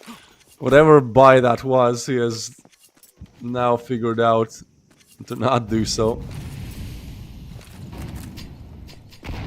And so, smoke to be blown open. Check him, PC. Check Tension, PC. Oh my god, this guy, cheater. No, like, I know he's 24 frags, but he's been performing out of his mind every time I've seen him. Up.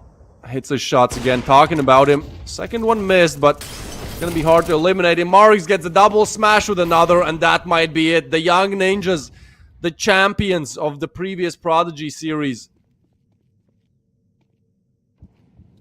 are most likely eliminated without even reaching the semis here. Kaspersky is only good for 1, and with that, Favbet conclude this grueling best of 3. We get a close third map. We get 13 to 11, but unfortunately that's it. And this is off of Young Ninjas starting off so good. 13 to 7, you know, Anubis, their opponent's map pick. Everyone's like, yeah, buddy, this is easy. Well, guess what? Favbet made them think twice, as they are actually going to be the ones advancing to playoffs here. We'll show you the bracket in a second. Tomorrow are 2 more games. Before you leave, just so you know, tomorrow, you know, you're going to see these teams again. 2 more games tomorrow. We'll show you the playoff bracket in a second. I'm waiting on production. But yeah, tomorrow there's going to be Dash versus Navi Jr. And then, well, the Just Crowned victors up against 9 Academy. So that's what we have for tomorrow. Still waiting on a playoff bracket production. Can we see it? Anyways, those 2 games are going to start at 4 p.m. CET and then 7 p.m. CET. So just so you guys know, when to tune in, when to really watch them. But I think with all that being out of the way, we're kind of arrived at the end here. Thank you. I think we peaked at like 3K viewers. So, hey, thank you guys for watching. 2 more days to go in this tournament. We have 4 more teams left. Again, just to remind you guys, it is going to be Dash versus Navi Junior, and then obviously 9 Academy versus Favbet. These are the 4 teams remaining. Here we go. We have the playoff bracket. Yes. Look at this. Just what I said, but in a visual format. I don't know if you're a visual learner.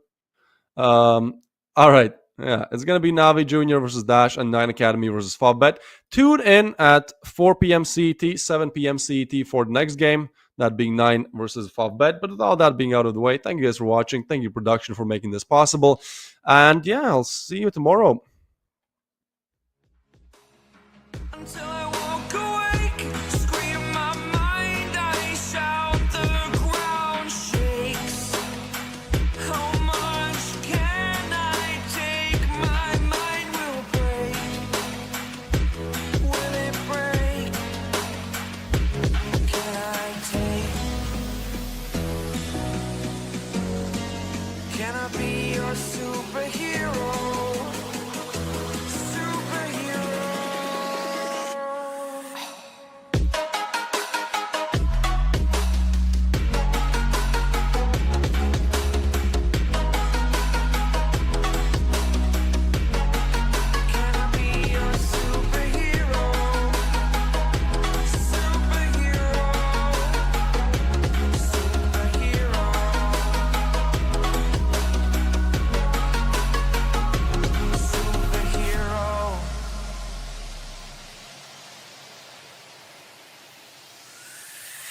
Fly away. It's the first time of today.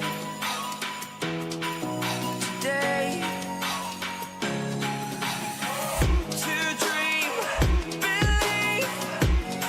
You are the strength, you're all I need.